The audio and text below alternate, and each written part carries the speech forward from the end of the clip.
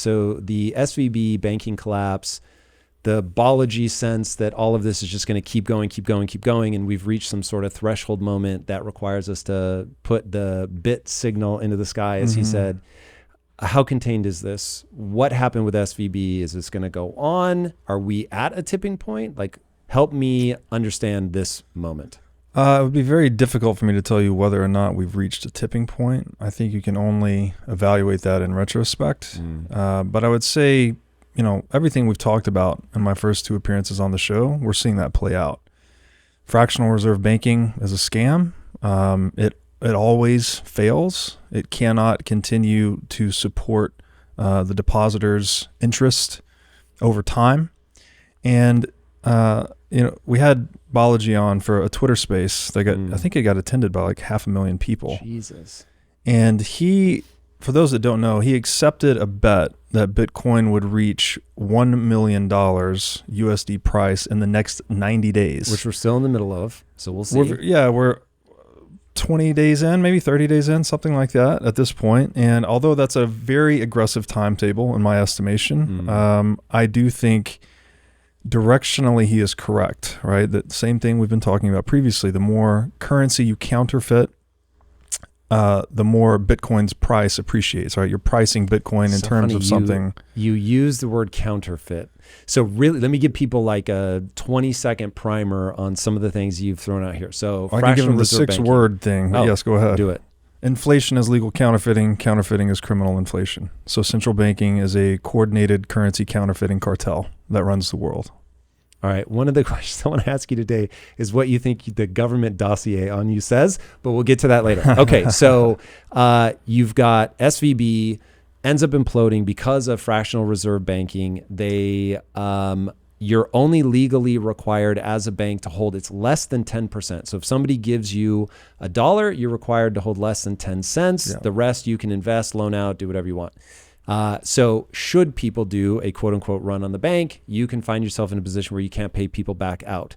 Now, if you invest in dumb things, you have a real problem. And SVB, I think by most people's estimation, invested in really dumb things, which we may or may not get into the specifics of, but that's how we ended up here. And then immediately after that, multiple other banks failed. I think we're up to 5 now. So it is scary. Now, your contextualization is that this is just the nature of fractional reserve banking, full stop. When you have a national bank or a central bank, that you're always going to have this problem. Yeah, so just to be clear, a bank run, first of all, this is when depositors come to take their money out of the bank and the bank does not have sufficient assets to meet those redemption requests. This is only possible with a fractional reserve bank. So what you just said, you give the bank $1, they're only required to hold 10 cents of that dollar. They can lend out the other 90 cents. And it compounds too, because once those 90 cents are lent out, those in turn become bank deposits that are in turn lent out again at a ratio of 10 to 1 or whatever the reserve ratio is. And this compounds. This is called the money creation process. You could look this up. In a full reserve bank where someone gives you $1 and the bank holds the dollar, a bank run is not possible because they always have adequate assets to meet their liabilities or their redemption request. So only in the fraud of fractional reserve banking is the specter of a bank run even possible whatsoever. I think that's very important to note. Now with SVB in particular, they did something sort of dumb. They had taken a lot of customer deposits. They had bought treasuries long. So these are U.S. debt instruments. And they were doing that because of the interest rate, right? It was yielding an interest rate. Historic lows, but they needed to get some return. Exactly. But what they've done now is they've shifted their maturity out into the future. So if there is a, quote, run on the bank or too many depositor requests for redemption at once, that they would not have enough money to meet those requests. And that's essentially what happened. Now, there are ways to better manage that. They could have hedged their interest rate exposure so that had interest rates gone up unexpectedly for them as it did, they could have covered that. There's arguments to be made that their chief risk officer was put in place not based on merit, but rather based on gender, something like that, like kind of a wokist placement. So maybe that had something to do with it. She or he or they were not qualified for that position. But in general, this entire system of fractional reserve banking is not made to persist. It cannot persist over time because you fundamentally have a mismatch of assets and liabilities. How long have we had fractional reserve banking? Well, there's been fractional reserve banking on and off throughout history. And so why do you say it can't persist if we've been doing it for thousands of years? Because it always leads to systemic collapse. You're saying the cycle, what Ray Dalio calls the big cycle. Yeah, the big credit cycle, you would say, has a lot to do with fractional reserve banking. But if everybody knows that the big cycle happens and that it is, well, I guess let me push you on what you just said. Are you saying that the big cycle isn't just about fractional reserve banking? I don't know. So that's Ray's position about this large credit cycle. There's also like the fourth turning. There's a lot of these perspectives that humans tend to have. History doesn't repeat, but it rhymes. So I'm not accrediting the entire cyclic nature of human self-organization to fractional reserve banking, but there definitely are credit cycles related to fractional reserve banking. But for that very money creation process I just described, a lot of money gets lent out. You get a lot of debt and credit in the system, which is effectively money, right? You've expanded the money supply significantly. But then once there's an economic shock, the proverbial tide goes out and you find out who's swimming naked, right? There's not enough assets in the system to meet the outstanding liabilities. So this is why you get these deflationary shocks or liquidity crises like we saw in March 2020. Everyone all of a sudden needs dollars. There's no dollars to be had. Ultimately, you get the central bank intervening, saying, well, we'll print a lot of this money, and that's meant to fix the problem. But what you've actually done is just kick the can down the road, right? You've confiscated wealth from savers. Yeah, I was going to say, it's actually a little worse than just kicking it down the road. Well, you've conducted systemic theft through inflation, right? You've robbed savers, and you've pumped liquidity into the system. It's kind of like it's a Band-Aid. You know what Milton Friedman said about inflation is that it's just like alcoholism. The good effects come early, right? You print the money, you have the drink, you feel good. The hangover comes later. The pain comes later. The next day, if you do it continually, right, the pain comes later in life. You lose your job, your family falls apart, whatever it is. The same is true of inflation. You print the money, you get this spur for demand. There's liquidity. There's a sense of confidence restored to the system. People start selling, trading. And when that comes to another culmination, what you get is a larger credit bubble. So the $700 billion we printed in 2008 to bail out the financial system pales in comparison by an order of magnitude to the $6 trillion we printed for COVID. And now we've authorized, I think, an additional $2 trillion at this point for this nascent banking crisis that we are in. So we're talking about $8 trillion bailout package, could be getting larger over the past 3 years. That's over 10 times what we did in 2008. So this is fractional reserve banking, right? Every time the crisis comes, you have to print exponentially more money because there are exponentially more liabilities in the system from the last round of printing. And so this is why it's unsustainable, and this is why it always culminates in hyperinflation, because the central bank has not only the precedent, but also the incentive to continue printing the money until the currency hyperinflates into worthlessness. And they'll also fight with every type of measure they can to try and prevent that, right? They'll prevent people from buying gold, Executive Order 6102 in 1933. They'll enforce capital controls to try to keep money and capital in the country so there won't be a flight. Say if you're in China or some other country and the currency's suffering, people would try to fly to US dollars. China would prevent that. I think they have capital controls to the tune of like $50,000 a year, that only $50,000 per year per person can leave China. So you'll see these exotic regulations trying to prevent what is ultimately an inevitability of economic reality. It's like when you print money, you're creating the incentives for people to accumulate more debt. You're injecting more fragility into the system such that when the next shock hits, you need even more, exponentially more money printed. And this can only go on so many rounds when you're increasing orders of magnitude each time. So it seems like, and it's hard to say where the tipping point is, again, without hindsight, but it does seem like we are critically close to some type of systemic breakdown. Okay, so talk to me about timeline and your take on this. So I know Bilyeu has sort of hedged his bet a little bit and said, look, this is just to get people's attention. Yeah. But $2 million is a lot of money to put on the line just to get people's attention. I have to imagine some part of him knows the credibility hit he's going to take if he misses the 90 days. And if he misses it by a lot, then it's really going to be problematic. Because then it, like let's say that he misses by 2 or 3 years. That's a long time for people to be just dismissive of like, yeah, you're the boy that cried wolf. Now I know his background and he's very much not that. As far as I know, he's only cried wolf once before and he was right.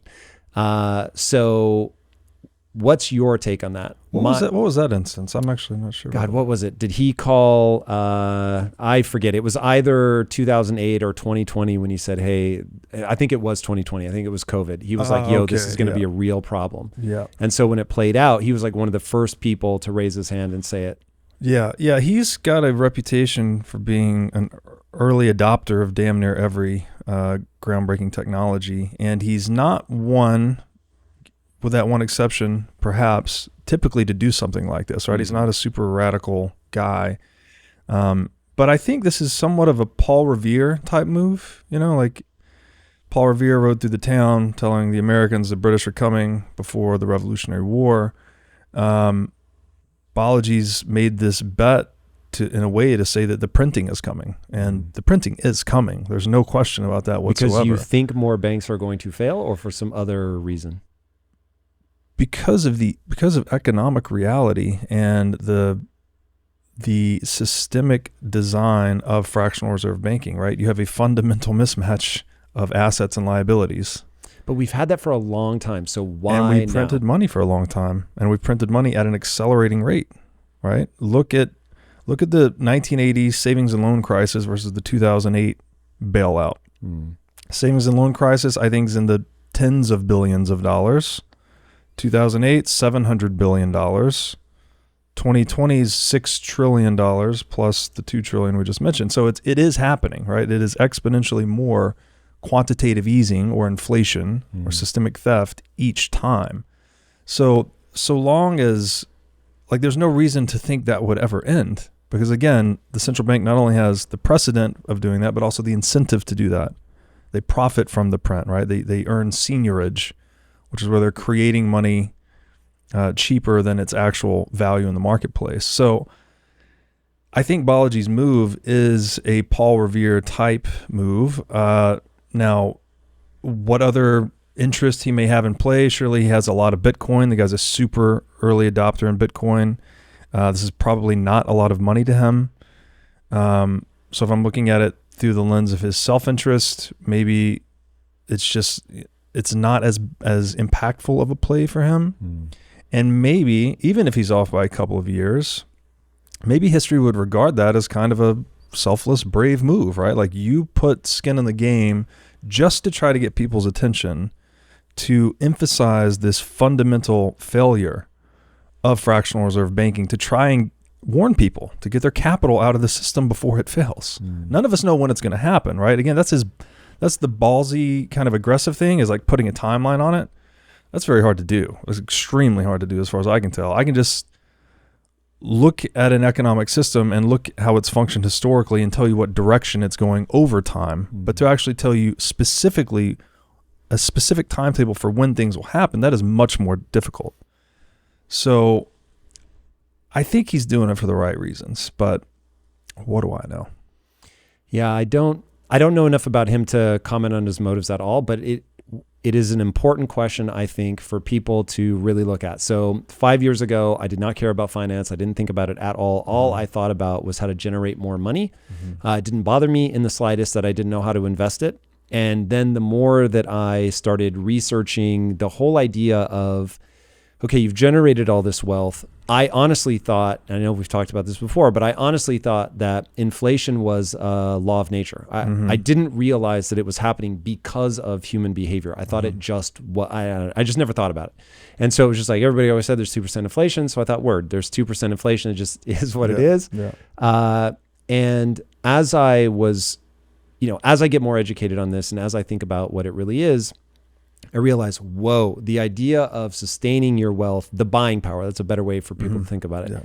to sustain your buying power over time, you are forced, due to the modern banking system, you are forced to have an investment strategy.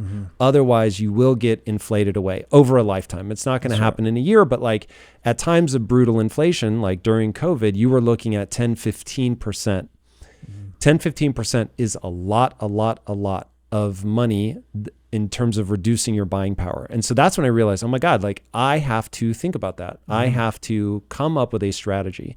So when SVB happened, it was the first time where because I'm very conservative when it comes to money. Ironically, in business, I am hyper tolerant of risk. But when it comes to finance, because I feel so ignorant on the topic, I'm just super cautious. And when SVB went down, I did not have any direct exposure to SVB, but I had money in USDC.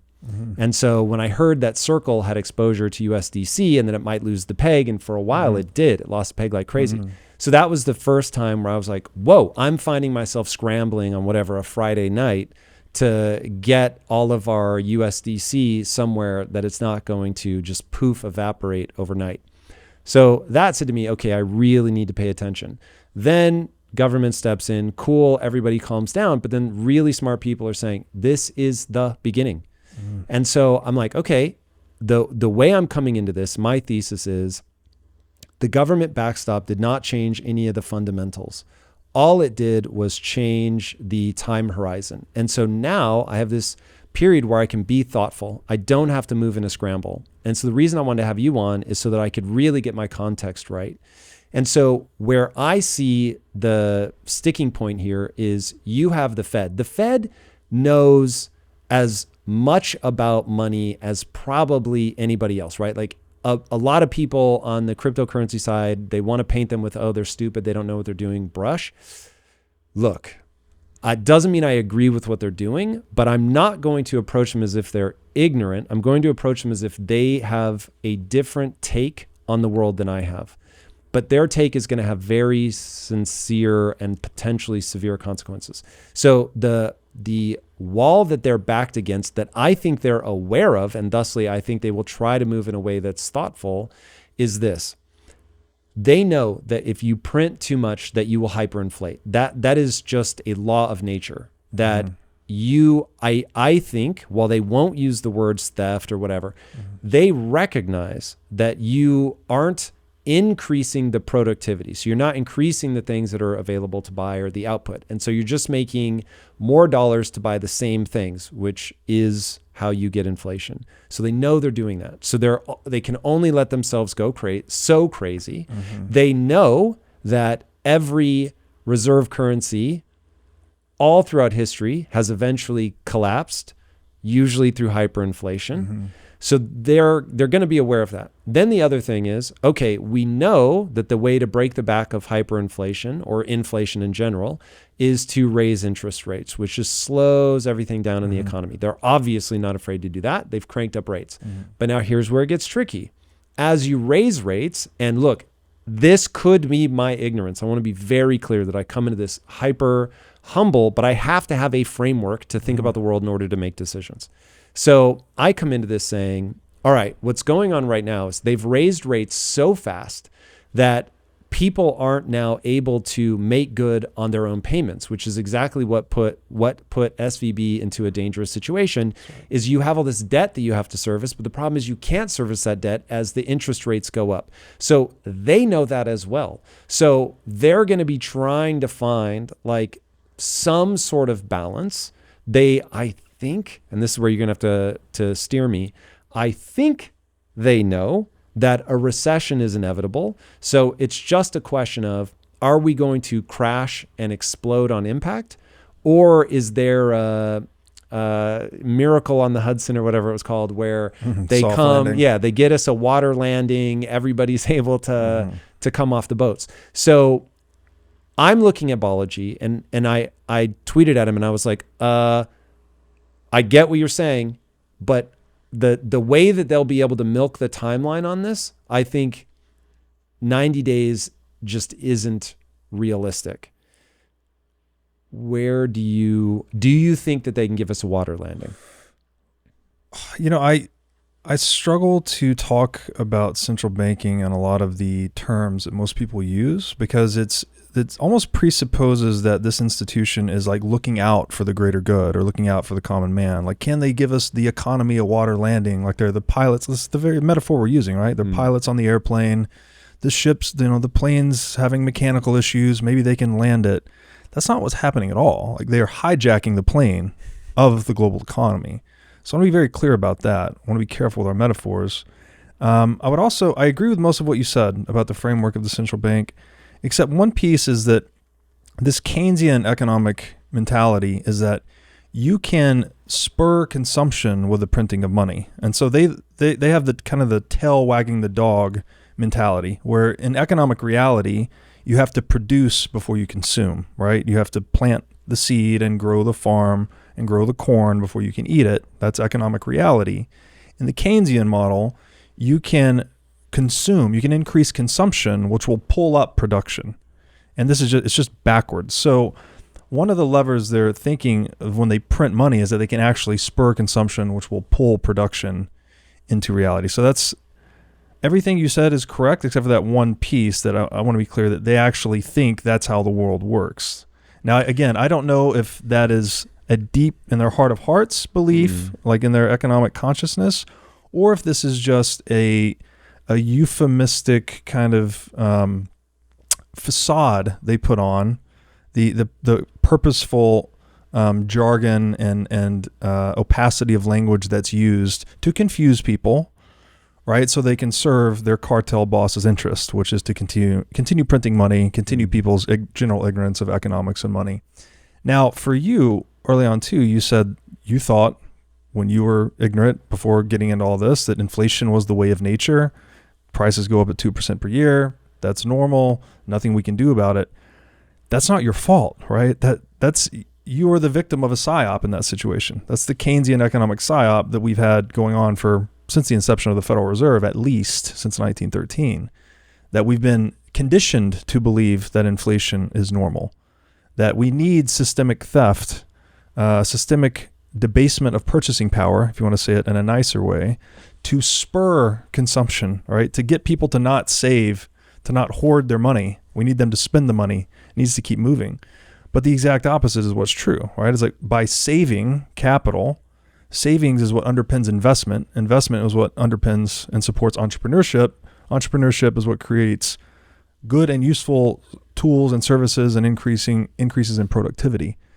So, and the idea that inflation is necessary for a healthy economy is easily destroyed if you just look at what became money on the free market historically, which was gold. Right? Gold was the most inflation-resistant commodity in the global marketplace. No matter how much human time, effort, or energy was allocated towards its production, its supply increased the least. And it also, just due to its chemical nature, it's basically indestructible, right? So it has the highest stock-to-flow ratio, which is the inverse of the inflation rate. 1 divided by the inflation rate is the stock-to-flow ratio. So it's another way of saying gold had the lowest inflation rate. So you have to ask yourself, why would consensual market actors across history always favor gold as becoming the dominant monetary technology if inflation is necessary for healthy economic activity? It just self-refutes, right? It doesn't make any sense whatsoever. And I think that's why we get mired in these terms. I hate the term inflation. Let me push you on that for a second. Sure. Doesn't gold inflate at roughly 2%? The supply of gold does. That was the lowest inflation commodity, or the highest stock to flow ratio commodity that we had historically to serve as money. You can reboot your life, your health, even your career, anything you want. All you need is discipline. I can teach you the tactics that I learned while growing a billion-dollar business that will allow you to see your goals through. Whether you want better health, stronger relationships, a more successful career, any of that is possible with the mindset and business programs in Impact Theory University. Join the thousands of students who have already accomplished amazing things. Tap now for a free trial and get started today. But if we've always had a money, like forever, that inflated by 2%, is it not possible that what we think of as the normal modern economy really does need that very minor inflation rate to kick people out of store hoard mode in order to get the world that we have now? Now, people may say, I don't want a consumer economy. That's a different debate. But to get the world that we have now, even gold has that. Here's what's different with gold, though. Gold supply is inflating in a competitive marketplace. What do you mean by that? It's not a legal monopoly. There's not a legal monopoly that says we're going to inflate gold at 2% per year. It's the aggregate effort of all market actors in the world trying to produce more gold. It just happened to average out at about 1.5 to 2% per year. And it also varied, right? When we had the bonanza in South America, well, you get a pop in gold supply for a few years, and then it goes back down.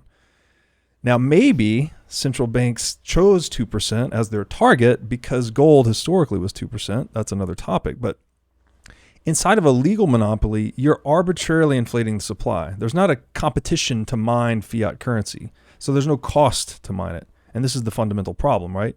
You can produce money from nothing. So at the push of a button, or what used to be printing of paper, you can produce new units of currency which lay claim to, which can be used to acquire goods and services in the marketplace that require work to produce. But the currency itself does not require any work whatsoever. That's why it's a mechanism of theft. And that's why only the Federal Reserve is allowed to do it, not you or I, not anyone else, right? Political power emanates from the barrel of a gun, I think Mao said. The guns are pointed outward from the central bank at everyone else to preserve that exclusive privilege to counterfeit currency inside the central bank. Now, gold is different because anyone can go out and mine gold. It's a competitive market. The marginal cost to produce a unit of gold tends towards the marginal price of gold in the marketplace. So if gold's trading at $2,000 an ounce, then every market actor is directly incentivized to mine gold right up until the point that they're spending $1,999.99 per unit of gold to mine it and going out and selling it for a 1 cent profit. Right? That's fundamentally different than a fiat currency system where you're producing a money at near zero cost and pushing it, imposing its use on a population via a legal monopoly, right? Via the threat of force legally and physically. So they're very, very different, but I do grant you the 2% may have been piggybacked by central banks for that very reason. Okay, it's super interesting. Every time I meet with you, you're so good at explaining this. Like, Thank you. I admit that I am very taken aback by the idea that, okay, if inflation isn't theft, then why can't people counterfeit money? If it's not stealing from people, if it's not a problem, then why do we treat that as like Here's another high good crime? question to ask. If they can just print money, why do we pay taxes? Wow. If inflation is not theft and we can just print money and we don't have enough money, we can just print more money and give everyone that doesn't have enough money. Why don't we just do that instead of paying taxes? Bro, what a good way to ask that question. Okay, so intuitively, that smacks as ridiculous, but obviously it creates cognitive dissonance for me around why a little bit is okay, but then a lot would be bad. That's very interesting. All right, now I'm going to give you, while I'm completely acquiescing all of your points, there is some magic to the system.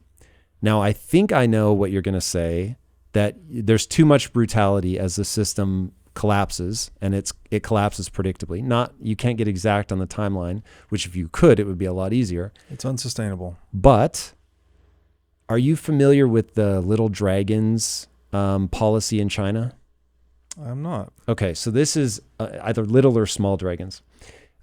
This was when they were like, okay, communism has not quite worked out the way that we wanted it to work out. We don't want to stop being a communistic country, but we do have to acquiesce that the US and other capitalistic societies have had a lot more prosperity than we have. Mm-hmm. So let's create our little dragons, little giants, I forget, one of the two, something like that, system where we're going to let them be capitalistic enough. And so we're going to facilitate some of these things. We're going to let them rise. Now, we all just witnessed in the last, 5 years, the collapse of that, not collapse, but where they re-grabbed control and reminded them that, okay, you don't get to be that big. You don't get to be that powerful. And it is crazy to me that people don't make a bigger deal out of Jack Ma just like up and disappeared for 2 months or whatever, and then showed up looking like a POW and being like, it's all good. It's just crazy to me. There you go. Anyway, but it worked. Dude, China went on this insane tear over 30 years where just by like letting people go with capital markets, same, I assume, fractional reserve banking, like all the things that you're framing as theft, smoke and mirrors, all of that, which again, I acquiesce all those points, but yet it yields China's most extraordinary boom. This is not me taking China's side. I think it's insane what they do and did. And as somebody who has read Mao, The Unknown Story, like 100 million people is plenty of dead people for me to go, bad system. But the fact that they were able to use the smoke and mirrors theft situation to yield something extraordinary. And somebody that I used to know quite well built a basically a VC firm in China. And he said, Tom, it's the most breathtaking thing I've ever seen. And he was in Tiananmen Square when it popped off, watched a guy get his head blown off like 10 feet from him, like there. And he was like, dude, what's happened in China is the most beautiful, breathtaking thing I've ever been a part of. He moved there full time, was just like, this is unbelievable. So I'm torn with like, you make sense. And I can't even argue any of the individual points, but yet the system yields the world that I'm in. So I guess I would first have to say I've never been to China. I have no firsthand experience. I am familiar with the Little Dragons policy that you mentioned. I think it was related to agriculture originally, that they were super tight-fisted. No idea. Communistically, but then some of the farmers actually defected from the communist plan because, surprise, surprise, they weren't growing enough food to subsist, much less feed anyone else. So they kind of abdicated from that regime, started growing their own food in a capitalistic way, trading amongst themselves. I've read a little bit about this and heard secondhand some of this through Jordan Peterson. And then the state actually came in and said, oh, well, this actually is more productive. They acknowledged the benefits of capitalism and allowed some pocket of free market capitalism to emerge, at least in agriculture. And then maybe they'd map that onto other industries. That's my general understanding about it. So let's define these things. Let's define communism. Let's define capitalism. Maybe that would be helpful. Communism is this idea, right, that we can all, what is the old Marxist slogan? From each according to their ability, to each according to their need.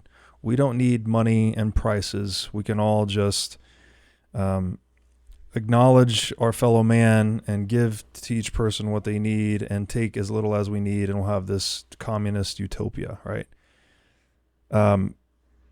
Obviously, you could study the history of Soviet Union and whatnot. That doesn't work. It actually creates its opposite. You mentioned 100 billion people dead. I think that's the number of also in Soviet Russia was around that amount. The practical implementation of this typically is called socialism. Now, this word, like capitalism, has a lot of different interpretations. I like Hoppe's definition. And he says that socialism is an institutionalized policy of aggression against private property. So it's this idea, right, that we can create one power that can arbitrate all the economic scarcity in the world, take in all the product from all the labor and capital creation in an economy, and dole it out arbitrarily in a way that's in accordance with the greater good, right? The ephemeral greater good that statists always cite. Now, capitalism would be the opposite of socialism. This would be, so if we, maybe to simplify socialism a bit, you could say this is socialized property. Like, you don't own anything individually, everyone owns everything. And there's a great quote actually by Aristotle. He says, when everyone owns everything, nobody takes care of anything. I think that's pretty well captures one of the consequences of socialism. There's no incentive to do anything productive because you don't get to keep any of the fruits of your labor. That's why the socialist systems collapse. Capitalism is the social cooperation that occurs under the institution of private property. So that's where you keep what you earn, the value you create, the business you create, the farm you plant, the house you build. You individually, or the individuals that contributed to it, own that thing, right? Or if I am the home builder and I'm paying laborers, right? They're trading their time to me for money. I'm paying them money. They're trading me their time and labor to build the thing that I in turn own because I paid them. So these are the two ends of the spectrum. And if we talk about just the pure nature of justice, I mean, I don't know that you could look anyone in the face and say, do you believe human beings should be able to keep what they earn? Like, I mean, do you, Tom, believe that a human being should have the rights to the value that they create? Like if I build your table, if I build a table, like I bring the wood, I bring the skill, I bring the labor, I bring the time, the planning, the tools, I build it. Shouldn't I be free to trade this table with anyone else? Shouldn't I be free to burn this table? Should I be free to move this table into my house or take it anywhere? Like, is there any other model that makes sense? Is there any reason that I build this table that you should own it?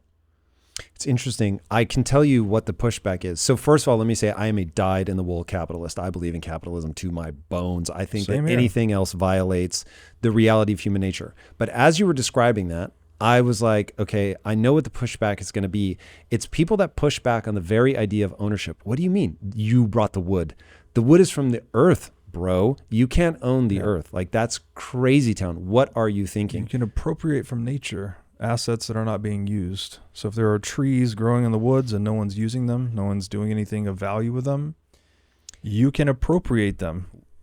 Just appropriation. You could read a book called... People are going to argue with you on that. Not me, but people. You could read a book titled The Ethics of Liberty by Rothbard, and he has a very detailed explanation of what is just appropriation and what is unjust expropriation, right? Where you're actually stealing from people. Because ultimately what we're trying to reconcile here is human action under conditions of scarcity. Now, we're not saying, and what's funny because you say appropriating resources from nature sounds like something that's anti-ecological. Like you don't like, oh, I'm taking from the earth, I'm just stealing from the earth. But there's kind of a strange paradox because under the institution of private property, we actually incentivize ecological conservation. If you are dumping pollution, if you have a factory producing widgets and you're dumping waste product into my river, right, that I own, or my creek or my stream or my land, whatever it is, I have an incentive to sue you or take action against you to prevent that dumping. So if it's unowned, right, if it's an unknown piece of land or creek that you could just go dump there, and there's no, again, when everyone owns everything, no one takes care of anything. There's no one there that owns that piece of, that area that you're dumping into to sue you. But if someone owns it, they have an incentive to sue you. If they have an incentive to sue you, you now have to include that into your cost structure of your widget factory. So all of a sudden, you're not going to just be, it's very profitable to pollute, right? If you have this waste product coming out of your factory, you don't need it. You just need to get rid of it. The easiest and cheapest thing to do with it is just dump it where no one's going to mess with you. But if everywhere you dump it is owned property that's protected under private property, then the individual proprietors that hold that land have an incentive to sue you, which means you will now have that encoded into your cost structure, which means you'll now have an incentive to dispose of that in a clean way, in a way that doesn't damage an ecology or the earth. So you have to, like, these things are not easy to understand necessarily. You can't just think one order deep, because you would think, oh, well, you're appropriating from nature. That sounds really bad for Mother Earth. But if you actually think two levels deep, maybe three, and read a book like The Ethics of Liberty by Rothbard, I think you'll see that capitalism and the institution of private property is the solution to almost every problem in the world. And this is why centralized government and the central bank is such a problem, because it generates all of its revenues from the violation of private property. There is no consensual exchange occurring. The government does not generate any revenue that is negotiated with its constituents. right? When you get the bill from the IRS, you just get a bill. You can't negotiate that. You can't even leave the country. If you say, you know what, the services I'm being rendered are not good enough for the price I'm being charged, in my opinion, in my individual value judgment, I think I'll leave. I'll go to another country where I'm treated better.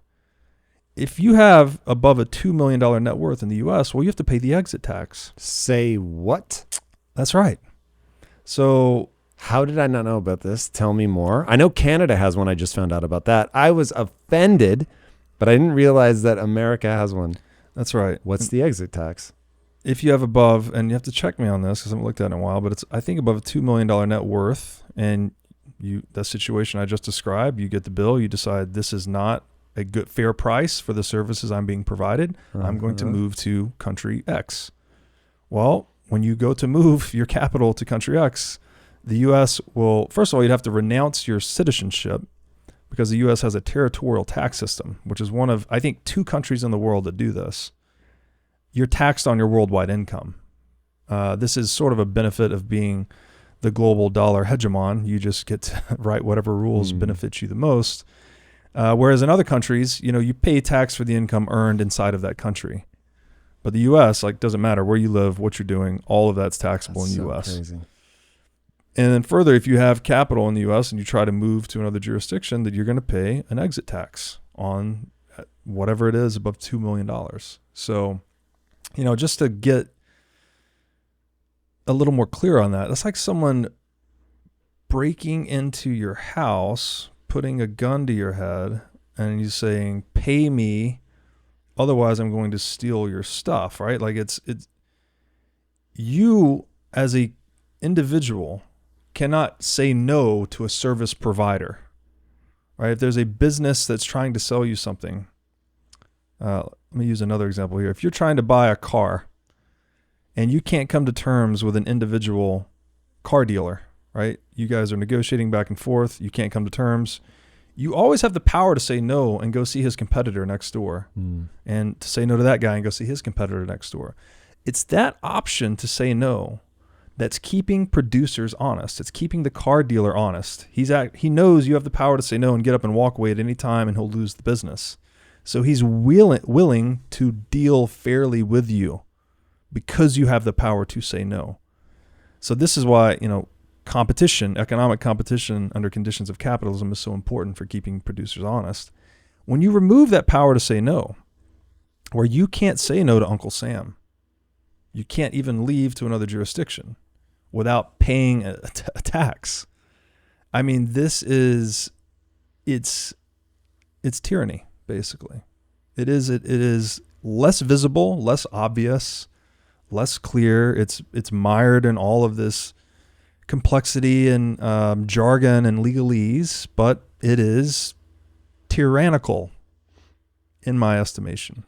So the proper way to have a governance system is one in which individuals can refuse service, right? You can say, no, this doesn't work for me. I'm going to go somewhere else. And unfortunately, the monopoly on violence that is the state has not allowed that historically. And for everything that is great in the United States, and there's a lot of great stuff here, and we've come a long way, and there's generally peace. I don't want to sound like a total doomsayer on the nation state. I just flew back from Hawaii. We can get around peaceably. We interact with strangers. There's not typically a lot of violence out in the world. There's still this problem, right? This problem that we've normalized and institutionalized theft. And I just think that is this fundamental schism that we have to try and get past as a species to create something that is a civilization that is sustainable. Would you be willing to pay tax if there was no inflation? I would be willing to pay, well, this is where it's a contradiction in terms. When you have the right to say no, it's no longer a tax, because a tax technically is an imposed security fee, if you will, right? The government is securing an area via the rule of law and physical force such that the market process and the division of labor can take hold. Now, I am willing to pay a security fee, right? I will pay a security fee that there are multiple security providers. I can say no to them. I can move somewhere else if I don't like the level of service or the price that I'm being charged. That's fine. That's not technically a tax. I would call that a security provider fee. And that, yes, I would be willing to pay. But to your question, and this is where kind of the Bitcoiner view comes into play, is like if we can just get the money honest, then people gain a lot of that ability, right? If you have access to something like Bitcoin that you can move your wealth into, it's a hyper portable asset that no one can inflate, no one can counterfeit, very difficult to confiscate if you custody it properly. This gives the individual that negotiating leverage with the state that we've been sorely lacking. So now if you're in the United States and you're worth $100 million and let's say things get worse over the next 10 years and you've just had it up to your eyeballs and you're living in San Francisco perhaps, right? You're paying taxes through the nose while you're living in like a modern zombie apocalypse. Maybe you don't want to pay that exit tax. Maybe you just want to move your wealth into Bitcoin and find another place to go to. And Bitcoin gives you the ability to do that. It would be much more difficult to make that move through traditional fiat rails. So I think the Bitcoiner view is if we can get the money right, that the state over time would sort itself out. It would become an institution that was more accountable to the preferences of its citizens. And that's something we've talked about before too. Mm. Okay, so are you an anarchist? I would say if you properly understand the term anarchy, which was another one of those terms that we think, you say the word anarchy, you think it's chaos and lawlessness and everyone's eating each other and killing each other. That's not what it means. Anarchy means an archon. So no ruler. Not no rules, no ruler. We can have consensually agreed upon rules, all that we need. But what we don't have is the asymmetry of one individual or group of individuals ruling over another group. And again, in that book, Ethics of Liberty by Rothbard, he draws that line between the taxpayers and what he calls the tax consumers. So there are those productive economic entrepreneurs creating wealth, right? Increasing productivity. They're paying a portion of that productivity in the form of profits to the state as tax. The beneficiaries of that taxation are not, it's a non-productive enterprise, statism. It's not creating anything of value. It's just extracting from things of value that have been created. The individuals that benefit from that, right? The shareholders of central banks, politicians, etc., they are tax consumers. So I think what we need, and I've said this on your show before, is to abolish inflation and taxation so we don't have this fundamental schism. It's a level playing field for everyone, that we're all interacting under conditions of actual capitalism that does not involve taxation or inflation or a central bank. Okay, so very interesting. I will say, though, I'm going to try to leverage your own logic against you here for a second. All right. So earlier when I was pushing on gold, you said, hey, I think the thing you need to look at is there's a reason that every society over time all went to gold. They're just natural properties of this thing that people gravitate towards, and that you should take it seriously, that emerges over time. I would say the same thing about governments. While we don't pick the same style, that's quite clear. Everybody does ultimately create some state, whether that is a monarchy or whether that's a representative democracy, but they create something. And a couple things I was thinking about while you were talking are, I'll pay a price, a pretty hefty price, for cooperation and stability. And to get cooperation and stability in all the crazy little nuanced ways, there really does, in my estimation, need to be something, and I think that something pretty reasonably is the state. And so when you said that the state doesn't create anything of value, my pushback on that would be they create something that is of tremendous value, which is they create stability, they facilitate cooperation, they allow for a mechanism by which we create very formalized rules, which I can tell you, even as a company, I came up with a line that I repeat to my team all the time, which is you're only as good as what you write down. Because even when you tell somebody like this is the rule, unless it's in cold black and white, like there's just no way. And so meaning people will be like, wait, that's a rule? And you're like, yo, I've said that. I'm not joking 150 times. How the fuck are you confused that that's how we do things here?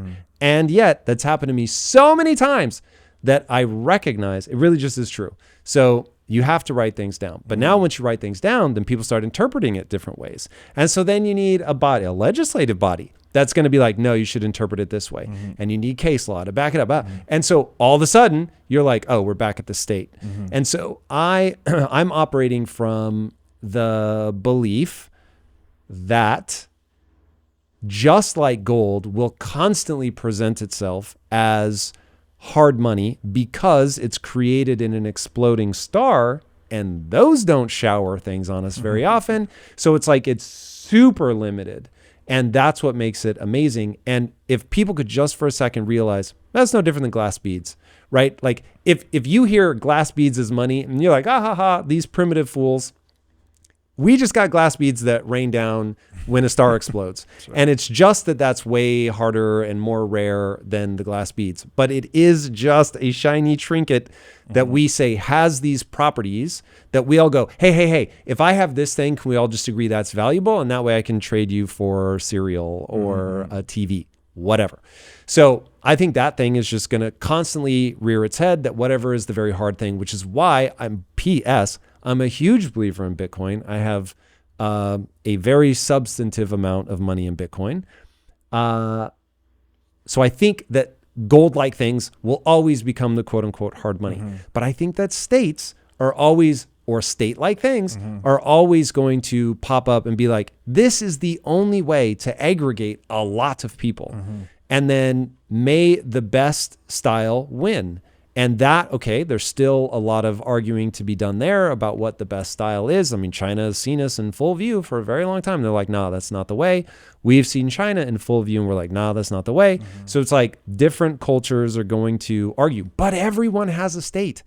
And so talking to Ray this morning, he was like, basically anarchy would be the only mistake because you're atomizing things down so far. Like I think he would far faster sign up for China's style. I'm putting words in his mouth. I want to be very clear. He did not say that. I am extrapolating. But my gut is that he would be far more likely to go with that system because at least there is consistency. People are not going to like that word in relation to China. Even I'm a little uneasy using that word. But there is enough stability that you can get things done. Where in anarchy, though I'd love to talk to Michael Malice about this, in anarchy, you're atomizing things too much. I don't see how we'd get enough cooperation to create stability and all of the modern miracles that we see around us. Yeah, so this is a great question. And, you know, the name of my podcast, the What is Money Show, it's like a rabbit hole question. One of the first rabbit holes it takes you into is what is the state? What is government? Now, we use these terms as if they're the same. They're interchangeable, right? The government equals the state equals the government. And it took me a while actually going down this rabbit hole to learn that they're not the same. So what I just said about anarchy, right? It means no rulers, not no rules. Government is rules, right? What you just described. You need to write the thing down. I assume this has had to do with your employees, all of whom are consensually employed and can quit at any time, as you can fire them at any time. You are free and to establish these rules. They are free to abide by them or opt out, right? They could leave and go work for someone else. That's government, right? This consensual nexus of rules that people are abiding by. You get industry coalitions, right, coming together saying, here's the things we think we should do. That's even acceptable within the sphere of anarchy. Anarchy doesn't mean no governance whatsoever, right? Doesn't mean no rule of law, doesn't mean no arbitration. All of these things can exist in a free market environment. They don't. Now, what's different about the state is that monopoly on violence that's extracting wealth non-consensually and also passing legislation by fiat, right? This is not, if you contrast it to something like the English common law tradition, which is we see people having disputes over time.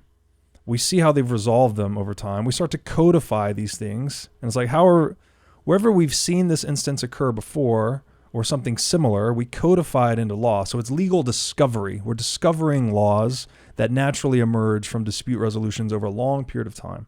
That's English common law.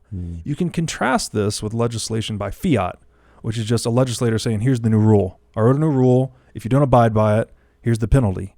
And here, pay the tax or pay the fine, whatever it is. Very different, right? It's antithetical in many ways to English common law. That's the purview of the state. So when I'm speaking about the need to mitigate statism in the world, that's what I'm trying to speak to. It's this non-consensual aspect of human interaction. It's not necessary. Now, the retort would be, well, what about when someone breaks into your house? That's not consensual. You need to respond non-consensually, right? Kicking them out. That's the right to self-defense. So in natural law, libertarian philosophy, there's two sides to this coin. There's the non-aggression principle, which is, do no harm to anyone. But the flip side of that is if someone does do harm to you, well, you have the right to defend yourself, right? If someone breaks into your house, you have the right to kill them. In certain states. In certain states. The state view, though, is that there are people in power and people out of power, right? The people in power, whether this is central bank shareholders or politicians or whoever, have rules that they promulgate and impose on the citizenry. And what's that classic saying? Rules for thee, not for me, right? It creates this schism. What do we call them? The elites. It's silly, right? They're just human beings. But because of the existence of this monopoly on violence, you can position yourself inside of it and use it to cater to your own self-interest at the expense of those who are forced to comply with the rules. That's the schism that I think is so harmful to humanity. But to answer your question, it's not, again, anarchy is not no government or no governance. All of these things can exist in an anarchic world. What should not exist, in my estimation, is this act of non-consensual exchange, which I typically call theft, because I don't know what else you would call that. If you take something from someone and they don't want you to take it, that means it's theft, right? Or if you don't give an individual the ability to say no to a transaction, any type of interaction, by the way, right? What's the difference? People hate when I say this. What's the difference between sex and rape? It's consent, right? What's the difference between a transaction and taxation? It's consent. It's the same thing. What's the difference between slavery and employment? It's consent. Do they have the right to leave the job and go elsewhere? Or are you forcing them to work at the point of a gun or the threat of coercion? This is that element of human socioeconomic reality that I feel strongly we need to evolve beyond, and I think is core to natural law philosophy, which is core to Bitcoin philosophy, right? This idea of do not steal. And when you understand that to kill someone is to take their life, right? You're stealing someone's life. Or to the more commonly understood version, to steal someone's property or things, or to incarcerate someone, or to force someone to comply with a rule or regulation under the threat of harm, right? That's stealing. You're stealing their freedom. So if we have to crystallize it all down into those three words, I think that's what we're going for in this new Bitcoin paradigm that we're trying to articulate and actualize. The truth is, hitting your career goals is not easy. You have to be willing to go the extra mile to stand out and do hard things better than anybody else. But there are 10 steps I want to take you through that will 100x your efficiency so you can crush your goals and get back more time into your day. You'll not only get control of your time, you'll learn how to use that momentum to take on your next big goal. To help you do this, I've created a list of the 10 most impactful things that any high achiever needs to dominate. And you can download it for free by clicking the link in today's description. All right, my friend, back to today's episode. So then talk to me about the paradigm. What is the Bitcoin paradigm? And do you think that why did gold not give birth to the same paradigm? Yeah, it's very interesting. So,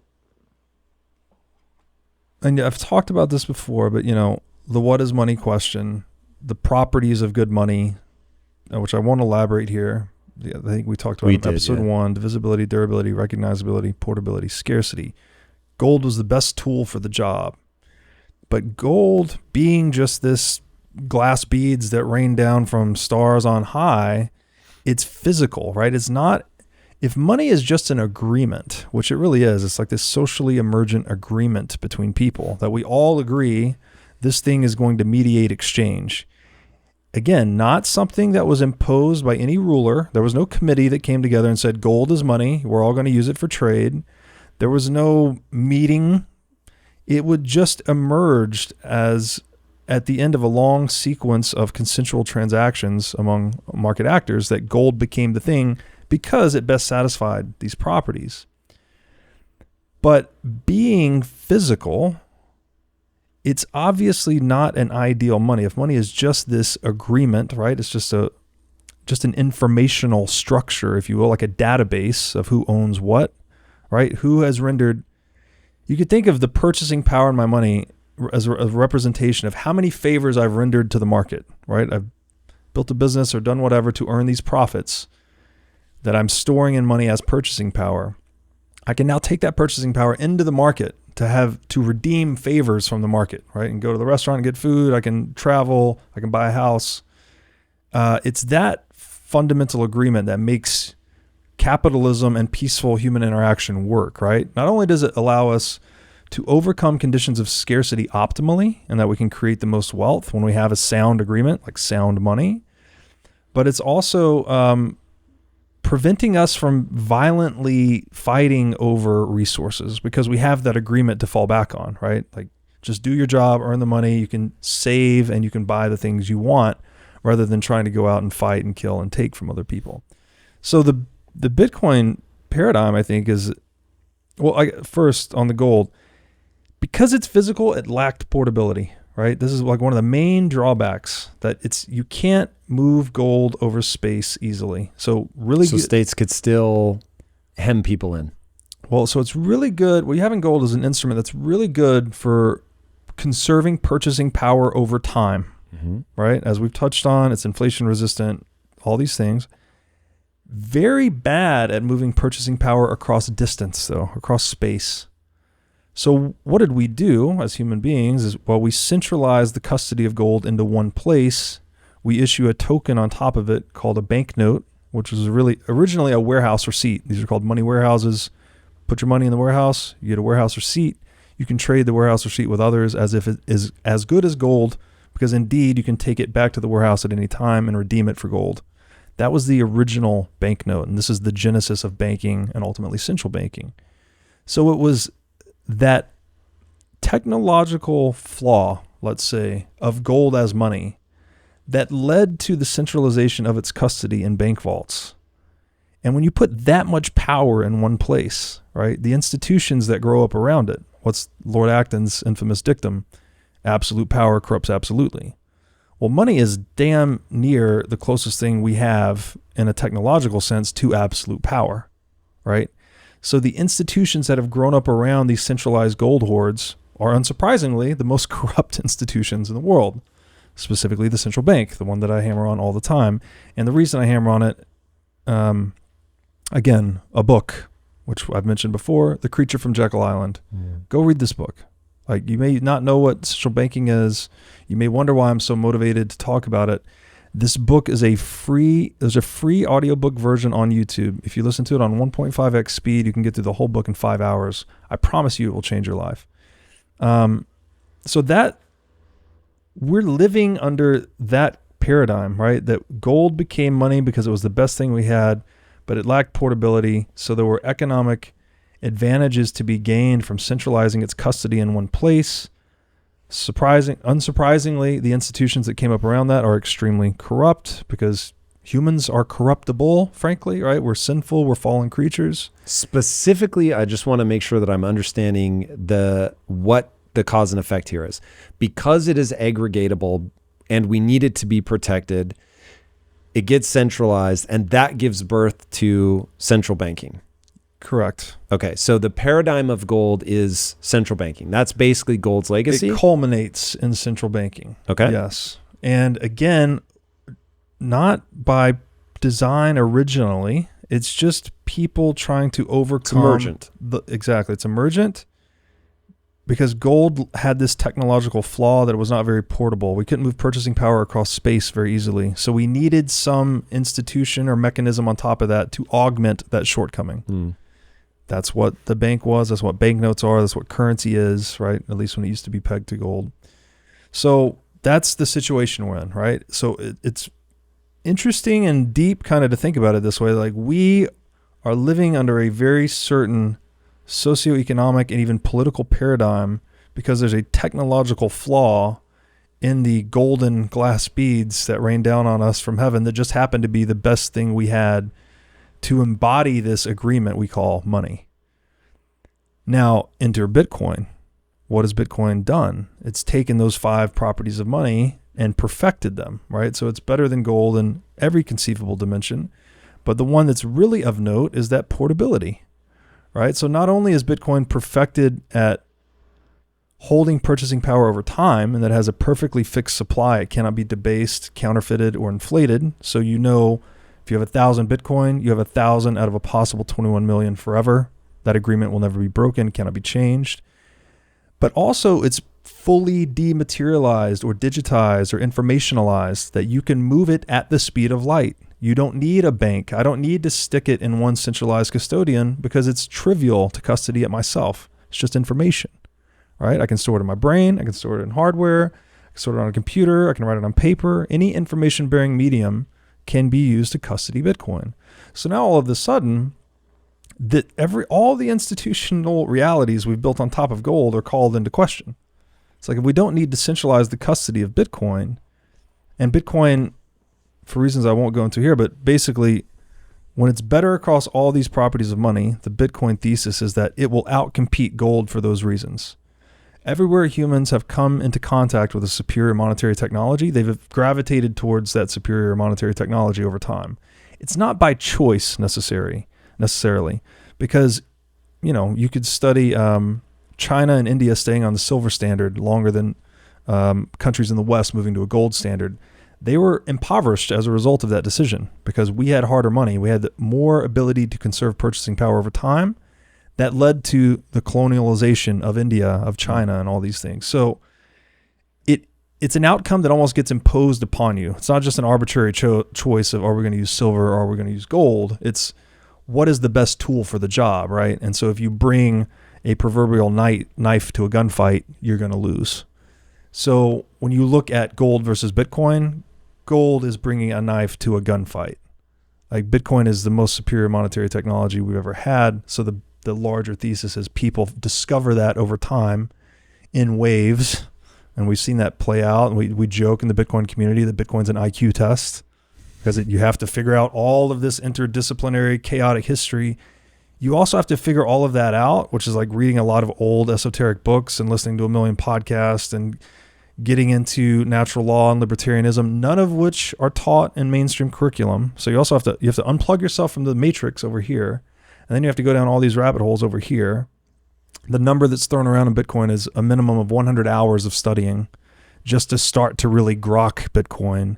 And then like 1,000 hours to be like, oh my God, this is the greatest innovation in human history.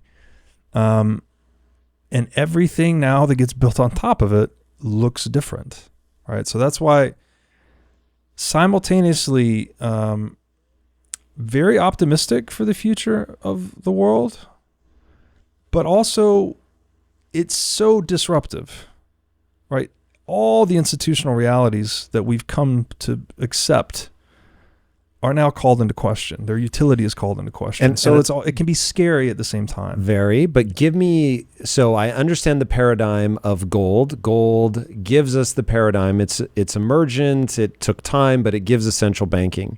What is the paradigm of Bitcoin? Like, what does it give us? Like, I get it. The sovereign individual. And what does that look like? Sovereignty is the authority to act as one sees fit. Governments become service providers that I can opt out of? I think the state goes away. government becomes a local affair once again, fully consensual, right? Just a nexus of rules and regulations that we... Still geographically bound. I would say more geographically bound. Right now, like how many decision makers in Washington, D.C., as we sit here in Los Angeles, are influencing our lives? Right? We're just rows on a spreadsheet to them. We don't have many face-to-face interactions with them. Yet their decisions and their actions have a lot of influence and impact on our lives. I don't think that's the case on a Bitcoin standard. I think government becomes something much more like the post office, the way it should be, right? Just a local little service provider that you can use or not use, and it doesn't have any undue sway in your life. So, and in that world, you've now, sovereignty is no longer aggregating at the state layer, right? Well, the state would go away. It's not going to aggregate at the government layer. It aggregates at the personal layer, the individual level. So, in that way, you could say that Bitcoin is the ultimate realization of that old adage, power to the people, right? It's giving power to the people by enabling them to conserve purchasing power over time, which is in a non-violent world, which I know we're in a violent world, but purchasing power is the most important form of power there is, to the extent that physical power cannot be used to steal purchasing power. So if you hold gold and you've got a treasure chest of gold over here, I can just shoot you and take the treasure chest, right? Because it's physical, very easy to do. But in a Bitcoin world where you've custodied this thing in your own secret collaborative custody arrangement, you've got the key chopped up, you've got a circle of trust, there's a protocol, right? That even if I kill you, I'm not going to get your Bitcoin. That's a huge disincentive to violence.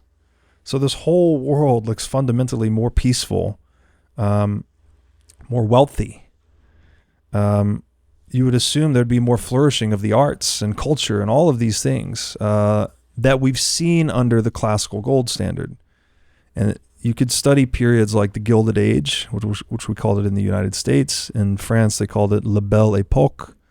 These were periods of artistic and cultural flourishing. At the same time, you could travel anywhere in the world and use gold as currency, right? It could be used anywhere in the world. It's like something we can't even do today. So that's the hope, it's that we finally in Bitcoin created an agreement that none of us know how to break. And since it can be used to conserve purchasing power, that's very hard to steal through coercion or violence, that eliminates or at least mitigates the proverbial carrot that exists today for violence and coercion. So calls a lot of things into question. And I think tomorrow looks much different from today on a Bitcoin standard. Okay, so talk about something that I only have an intuition, and I always tell people not to trust their intuition. I know there are a lot of people that say you should. I think that's a fool's errand. I think your intuition has to be trained. I don't think any of us have training on what a hyper-individualized world looks like. But there's a book called Infomocracy, which basically plays out that idea. What happens if apparently the state goes away and it's just governments in the way that you've described it, people that are hyper regionalized and they create their own rules. And when I was reading the book, I was like, this is a nightmare. So you would go in that book from block to block, rules would change. You basically get an update on your phone that's like, hey, you've entered a new area. Here are all the rules here. And I just thought, oh God, that would be so tedious. Like having to figure out like, oh, what can I do here versus here? Like that just really struck me as something that would not be fun. To your point, like, hey, theoretically, the way that it would play out is, well, people are going to go aggregate to the places that have the best rules. But what I'm trying to convey is there will be a human desire to be a part of a larger group that has some shit figured out. And I have a feeling that the thing that gives birth to the state is not gold. The thing that gives birth to the state is human nature. And that human nature is going to force us back into these moments. So I am just guessing again, and please, I'm thinking out loud. I am not trying to put forth everybody needs to agree with what I'm about to say, but this is me exploring the idea. I think that in a world where Bitcoin ends up taking over for gold, I think it will get folded into the systems that we already have. I have a very different intuition around how easy it would be to get somebody's gold or Bitcoin so we know that gold has been confiscated. I think it will be very easy for the state to do that. And people that love Bitcoin better pray that Bitcoin is not an IQ test, because most people will fail that IQ test. And so the reality of being a human is just intelligence is distributed the way intelligence is distributed. We've seen for millennia what ends up happening. And I think the state is the weak man seeking protection from the strong man. And I don't see all of a sudden everybody becoming strong. Even if you look at Viking societies, like now we have to get into define strong, because you had the berserkers who, Lord knows, I would not want to come up against in battle, but I might be perfectly fine going up against them in an intellectual challenge. And when you look at, and I'm starting to talk in fractals, forgive me, I will try to make sure I bring this all back together.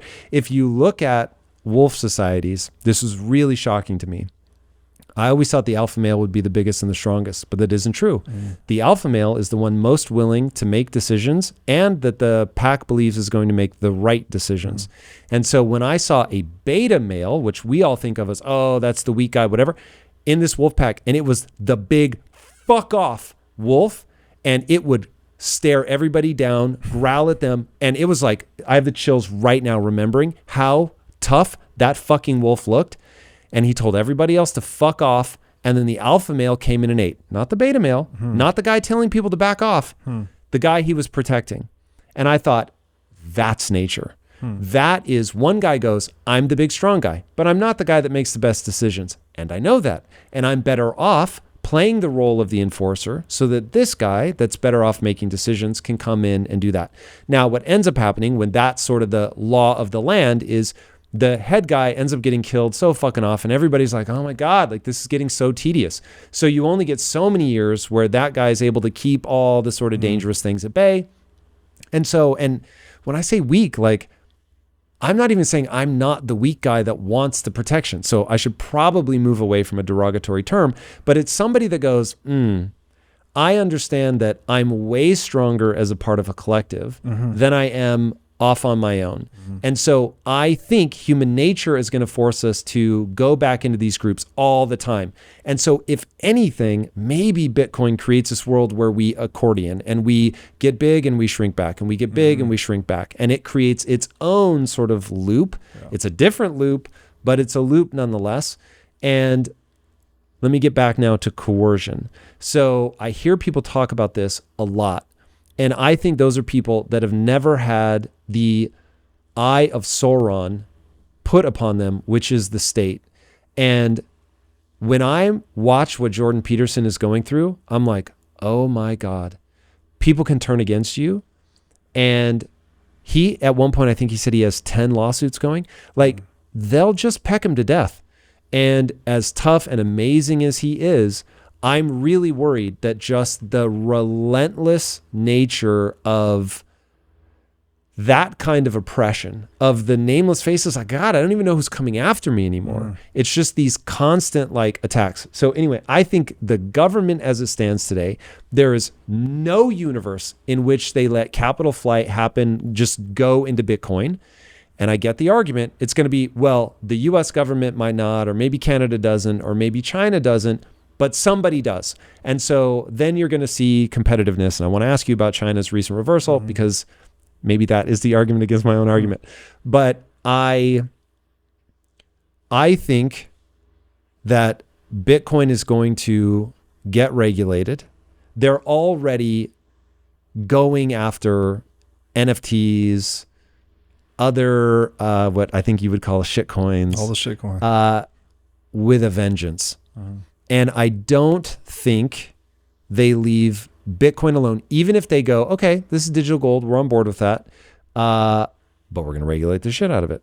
And just like I'm guessing, given that you just broke my heart about a $2 million cap on if I wanted to leave, that they're going to be like, yeah, you can't just leave at that. So you might want to. And then Bitcoiners are going to say, yeah, but I don't have to give them my thing. Yeah, true. But how long are you going to stay in solitary confinement before you go, just take my fucking money, I don't care anymore? It will happen.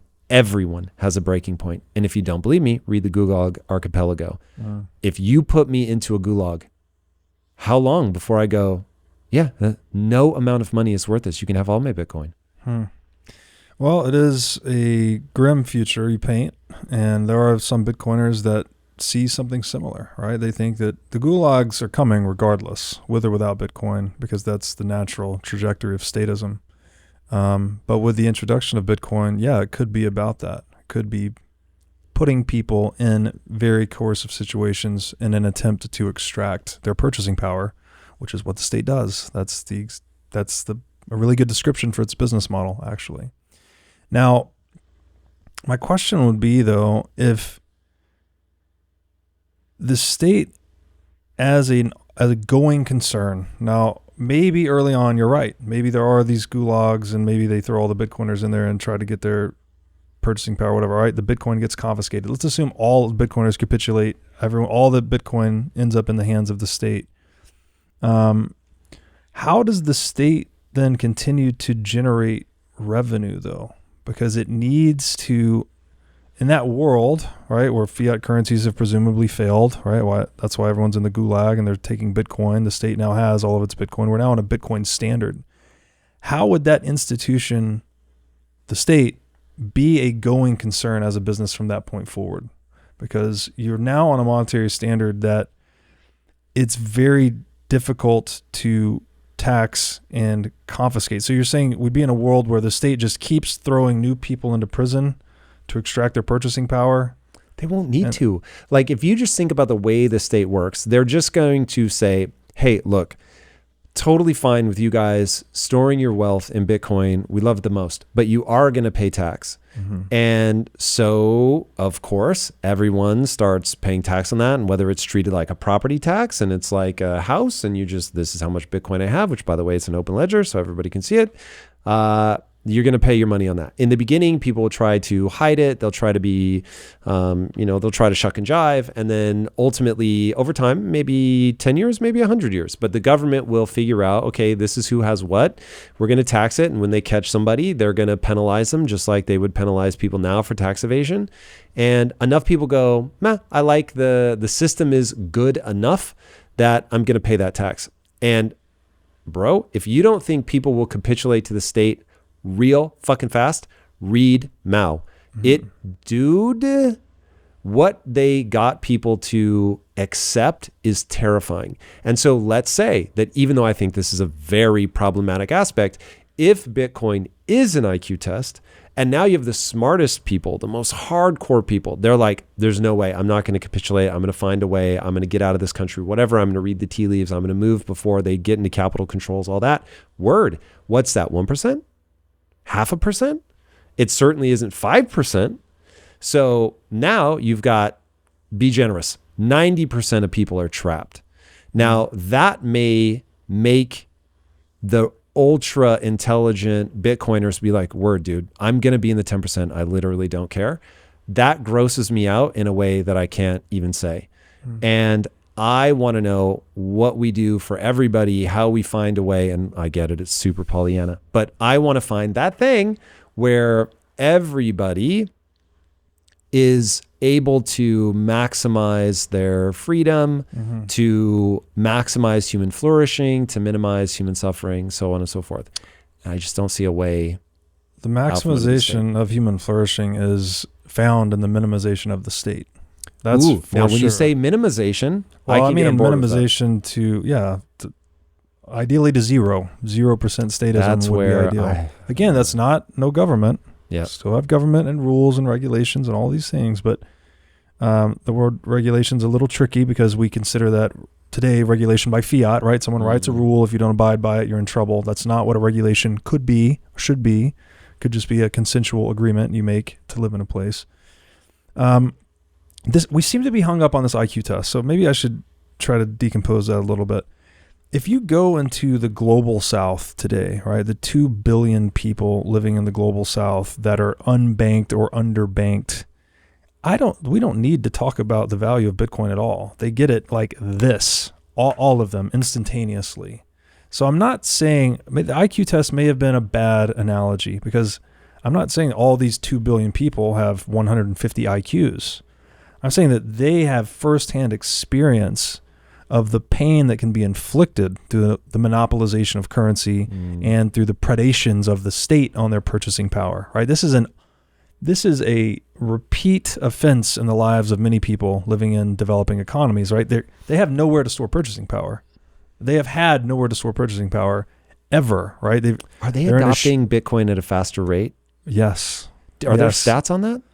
I would defer to the work of Alex Gladstein on this. I'm actually talking to him tonight at the Swan event. I'm super interested. He works for the Human Rights Foundation, and they do a lot of work in the global South, encouraging Bitcoin adoption. But it's happening naturally, would be the point. I don't have the data off the top of my head. But again, there's a saying I use a lot on the show is that pain is information, right? So it's people don't really change their ways or their mode of being until there's a reason, there's a motivational force encouraging them to do that.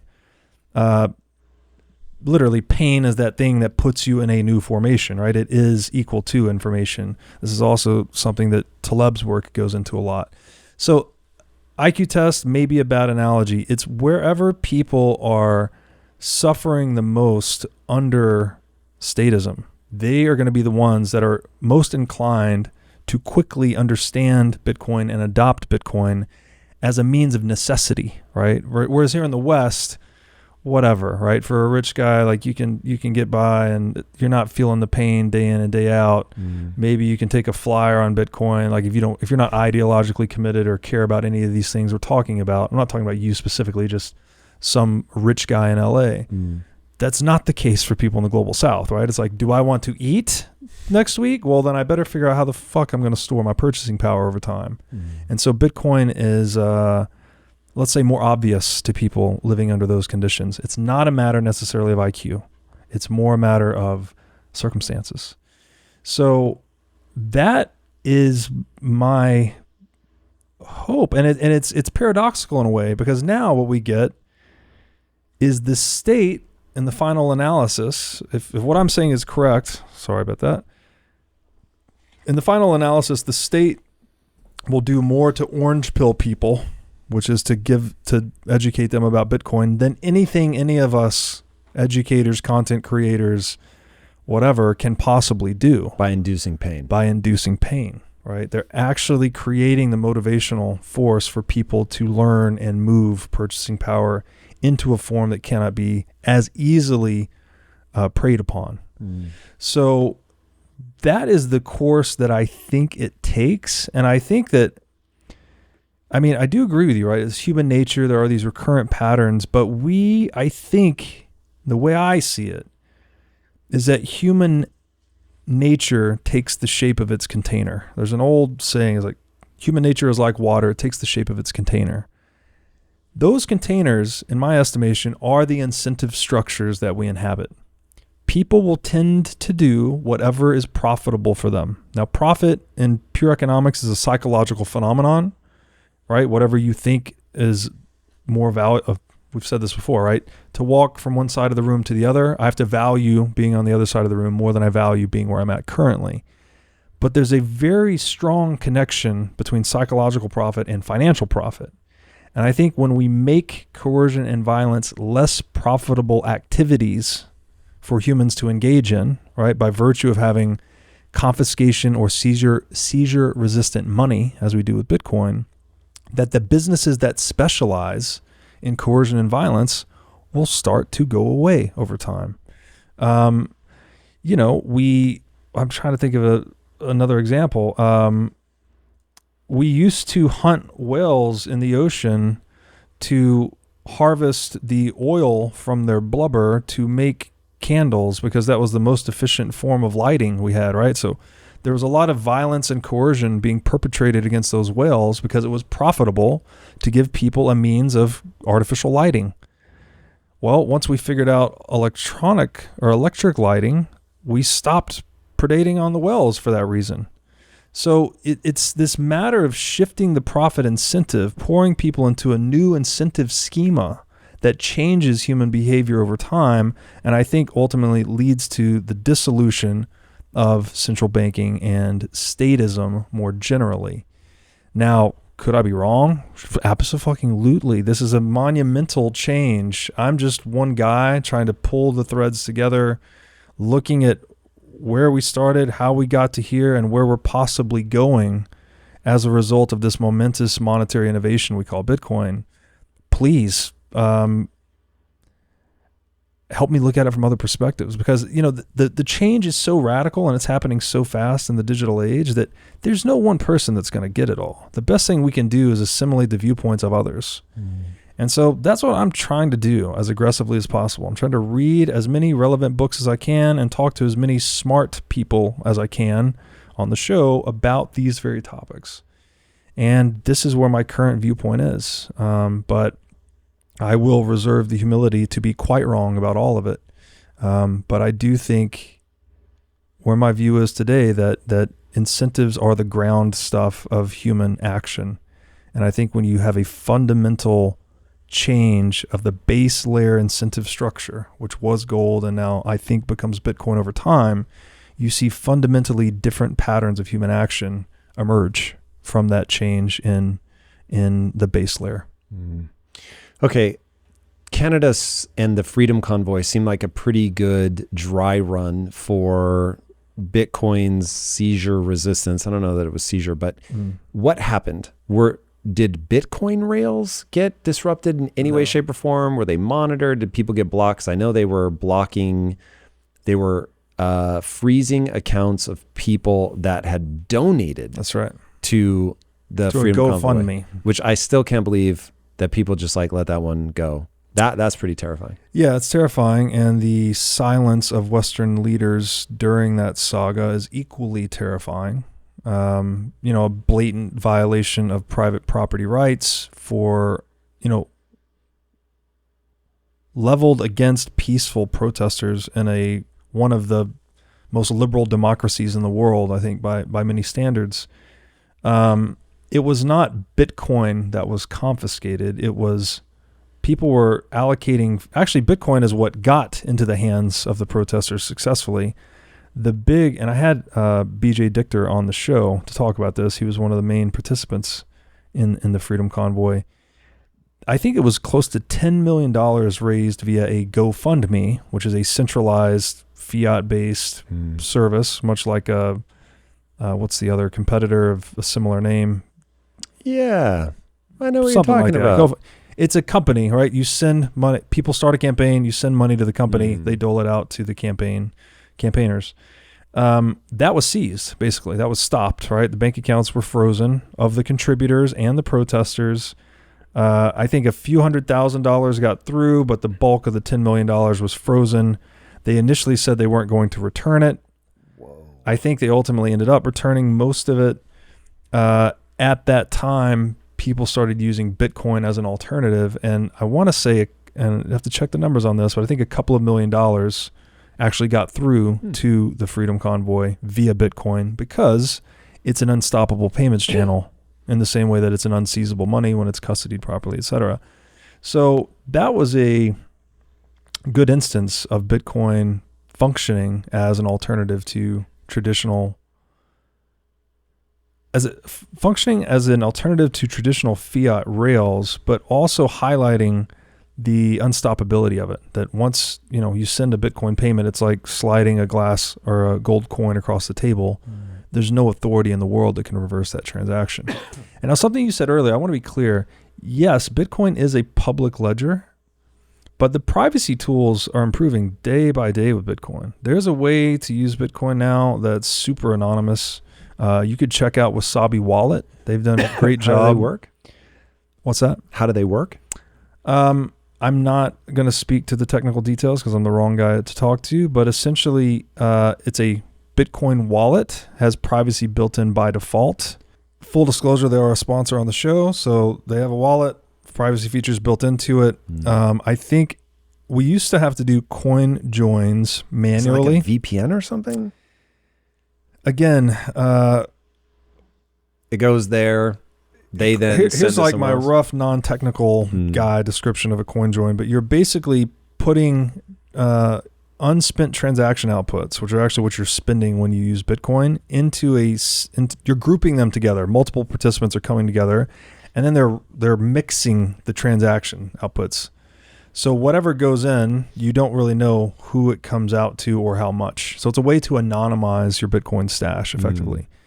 That used to be a manual process, and companies like Wasabi have now built this in by default. So you can just put your Bitcoin in the wallet and it's mixing behind the scenes. So where do you think that goes from a regulatory standpoint? Do you think they tolerate that? It's open source software. How does that help? It's protected under the freedom of speech. And how can you stop it? It's just information. Free and open source software. And so Wasabi doesn't make any money selling software. They make money on the actual mixing. So when they actually provide, and again, all of this, check me on, because I'm not exactly sure. I'm not affiliated with them other than they are a sponsor on the show, nor am I a technical expert on Bitcoin. But the point is, privacy technology is improving drastically day by day. So although Bitcoin is a public ledger, there is a way to use it anonymously. And that's the fundamental war that I think the state loses.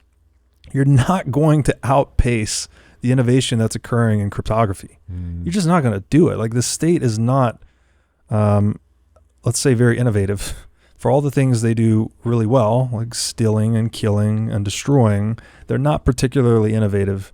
And, you know, as we talked about in our first episode together, the way the printing press was disruptive to the medieval church, I view cryptography as disruptive to statism. Cryptography as a much broader idea than just Bitcoin. Well, putting Bitcoin as a big piece of that, but other things like now Nostr is becoming a very popular tool, and this is what do they do? You know, again, I can't speak technically to this, but I've heard of Nostr, but I couldn't tell you if that's a new AI video program. It's a decentralized relay service that lets you build unstoppable communication channels. So there's like an unstoppable Twitter now, basically, is one of the first instances. Bitcoiners will go crazy on me because it's a very big deal. And what I say that in that the people that I trust in the space technically are telling me it's a very big deal. I just signed up for Nostr. I've barely used it. But the point being that cryptographic tools, and this is something the cypherpunks have been writing about for decades now, give the individual unparalleled negotiating leverage with all collectives. Right? It's very empowering to the individual that you can anonymize your identity, your purchasing power, et cetera, et cetera. That gives you a lot of leverage to negotiate with any collective whatsoever, the largest and most dangerous of which is the state. So that is the war that I don't think the state is going to win, is the technology war. You know, technology is that mega political variable that no one can control and really seems to dictate how we spend our time and what we do every day, and all the institutions we build. Like we described, all the institutional realities that occurred on top of gold had to do with the technological properties of gold. And I think for similar reasons, the technological properties of cryptography also influence all of the stories and social constructs that we create. Man, that's interesting. I haven't thought at all, basically, about technology outpacing the government, where it goes beyond. I mean, I thought a lot about AI, but where it goes from that perspective.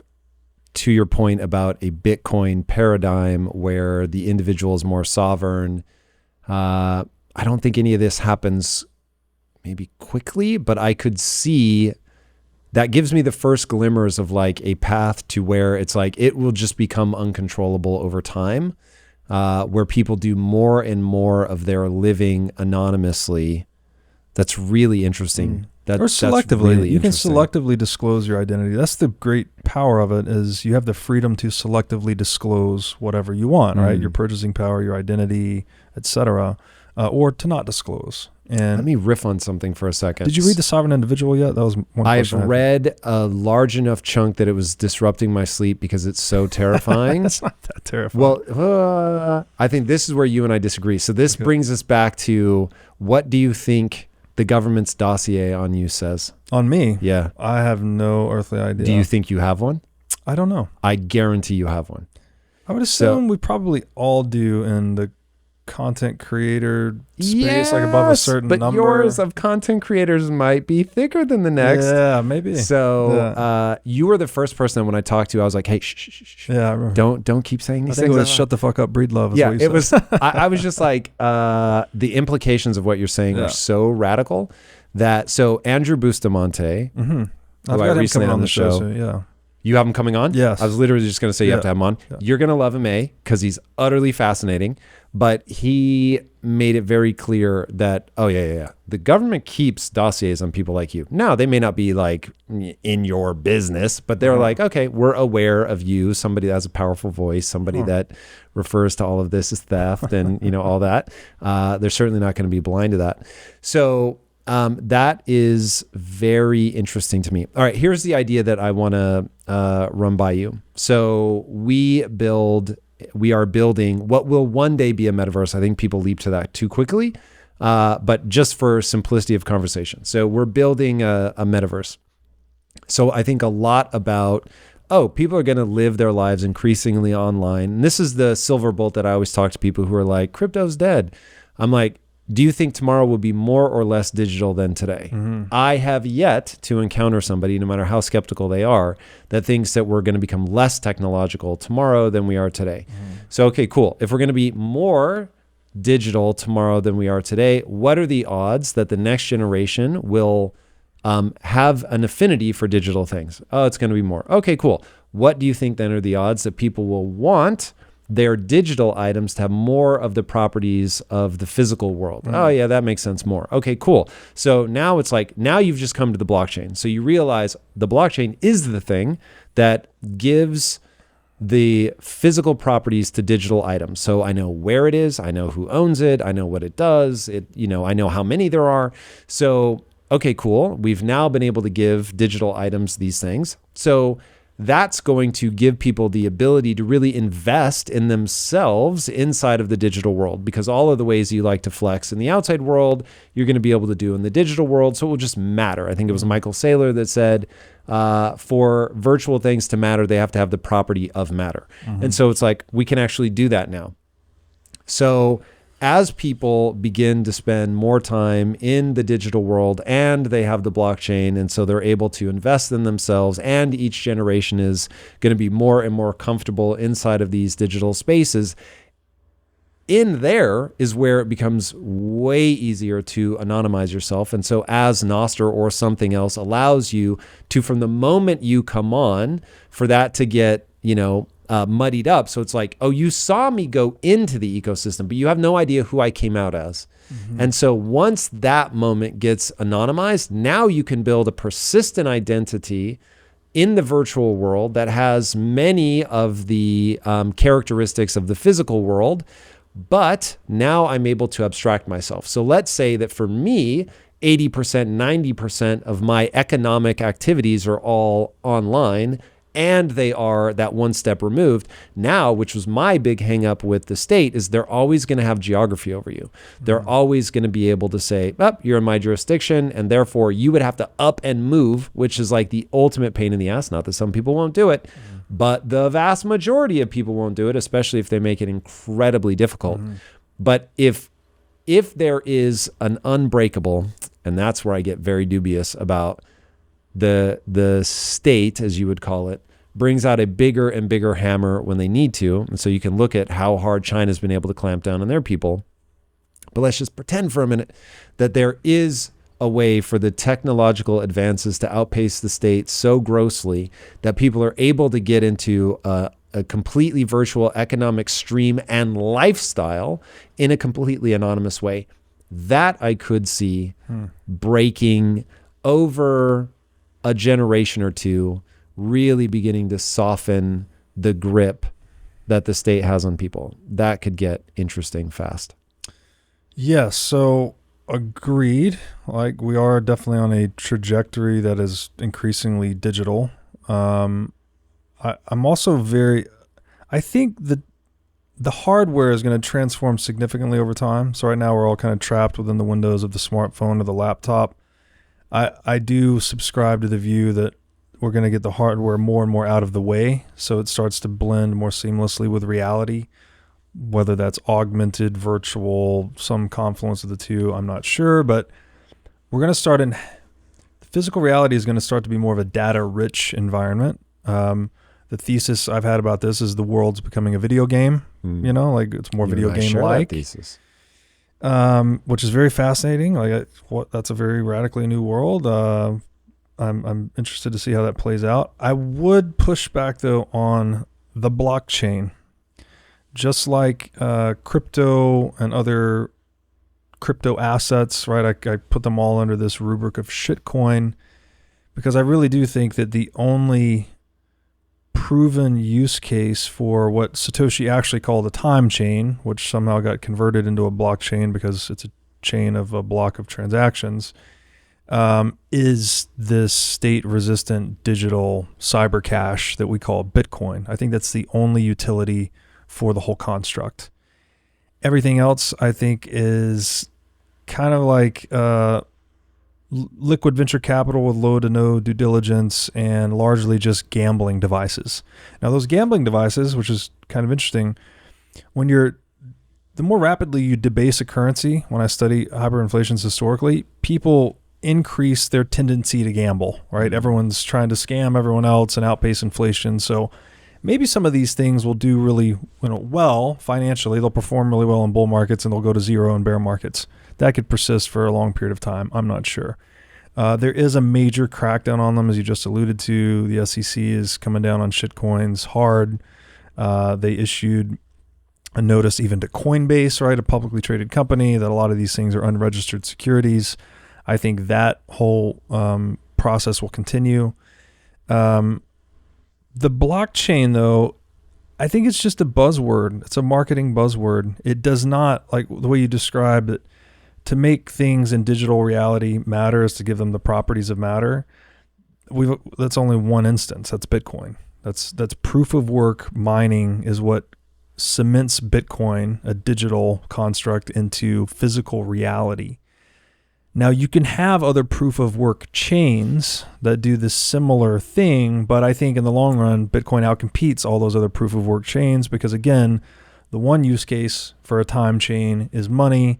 Money is a network that tends towards one, as we saw with gold, right? Gold outcompetes all the other monies in the world to become the one free market money. I think we have a similar set of dynamics at hand with digital gold, which is Bitcoin. So Bitcoin is the one time chain to rule them all. All these other consensus mechanisms, proof of stake, proof of space, proof of this, proof of that, it's all bullshit, bogus marketing nonsense. It all goes away. Because it's hackable? It is not embedded in physical reality through the expenditure of energy. So it's not thermodynamically connected. You have to have a bridge between digital and physical reality, and that bridge is a thermodynamic bridge called proof of work mining. If it's anything but that, it's not. There's no bridge. So there's a great book actually that I don't know if you've seen Jason Lowery's work going around on Twitter. He's the U.S. Space Force guy. Wrote a thesis on Bitcoin, which he calls soft war.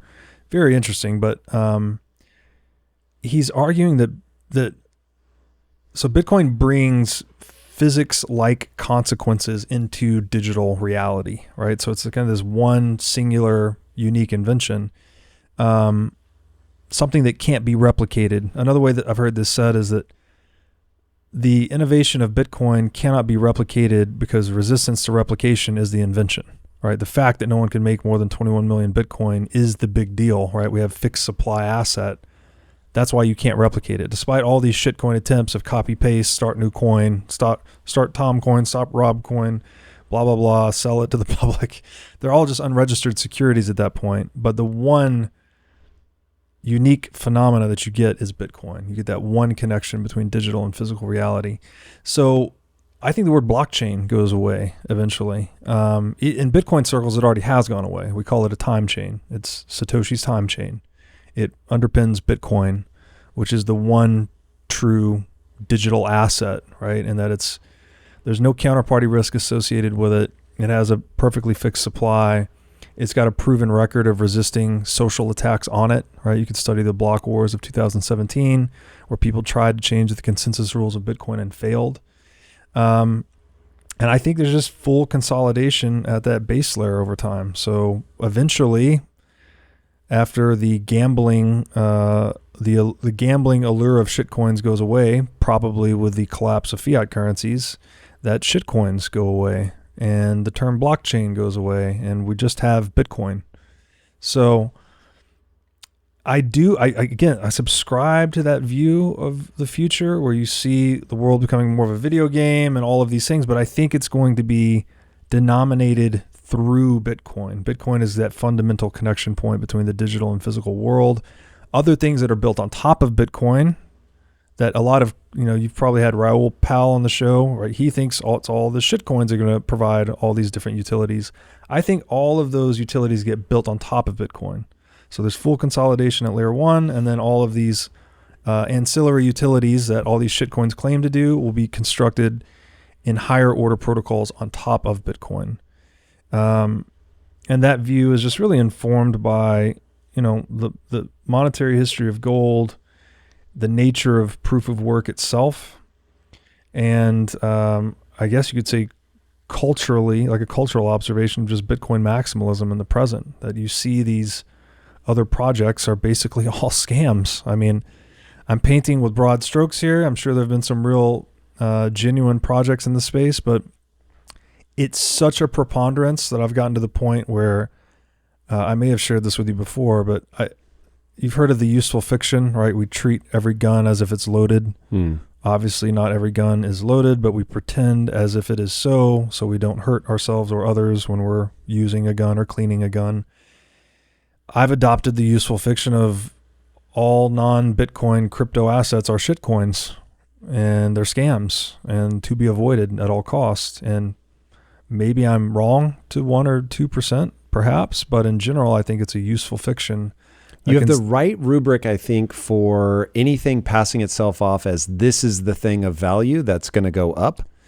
And I think so I was screaming that from the rooftops. So to create the next, what we call borderless entertainment, what you're saying, life becomes a video game. Mm-hmm. I think it's an emergent property that is the marriage of AI and the blockchain, time chain in your language. I don't care. I would say marriage with Bitcoin. I don't care if it's Bitcoin, whatever. Yeah. It's that innovation brings the elements of physics to the digital world, which is super absolutely important. Yeah. Now, I'm going to say, as you were saying that we're talking past each other a little bit in that we have different base assumptions. So my base assumption is that for all of the world to become a video game, you're going to need scarcity, just to give you it's not the only thing, but you're going to need scarcity for sure. Mm-hmm. I also control. I'd say scarcity and provable control. Whose is it? Who can do what with it? Those two elements at a minimum, you're going to need for the digitization of real life, or something that is so like real life that it has stakes and it matters to you and you emotionally invest, physically invest, and certainly financially invest. So that's absolutely required. But when you're talking shitcoins, you're speaking to the part of human beings that want to gamble, that want to speculate on it, all that. What I'm trying to get people to understand, in the land of entertainment where I play, don't think of it as an investment. Drives me fucking crazy that people think of it like an investment. It's utility. And it lets you do something. And if you don't bring the properties of matter into the virtual world, then it will never be engaging. It will never be the thing that you want it to be. So, but now understanding that I need I'll just, for the sake of the argument, I'll just completely adopt it. It's all going to be Bitcoin. Cool. I need the time chain in order to bring all of that with me now into this virtual experience that I'm trying to build so that you can have a far deeper experience than you would be able to have if the virtual world didn't exist.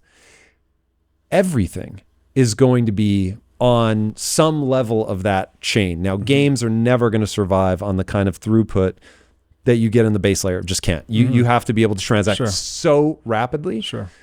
But now I don't think people should try to make money off of playing video games unless you're trying to be a professional athlete. Then word, cool. Yep. Love it. But like the idea of playing to earn, that's enjoyment suicide. Like really, you're going to rob all the fun out of it. For sure.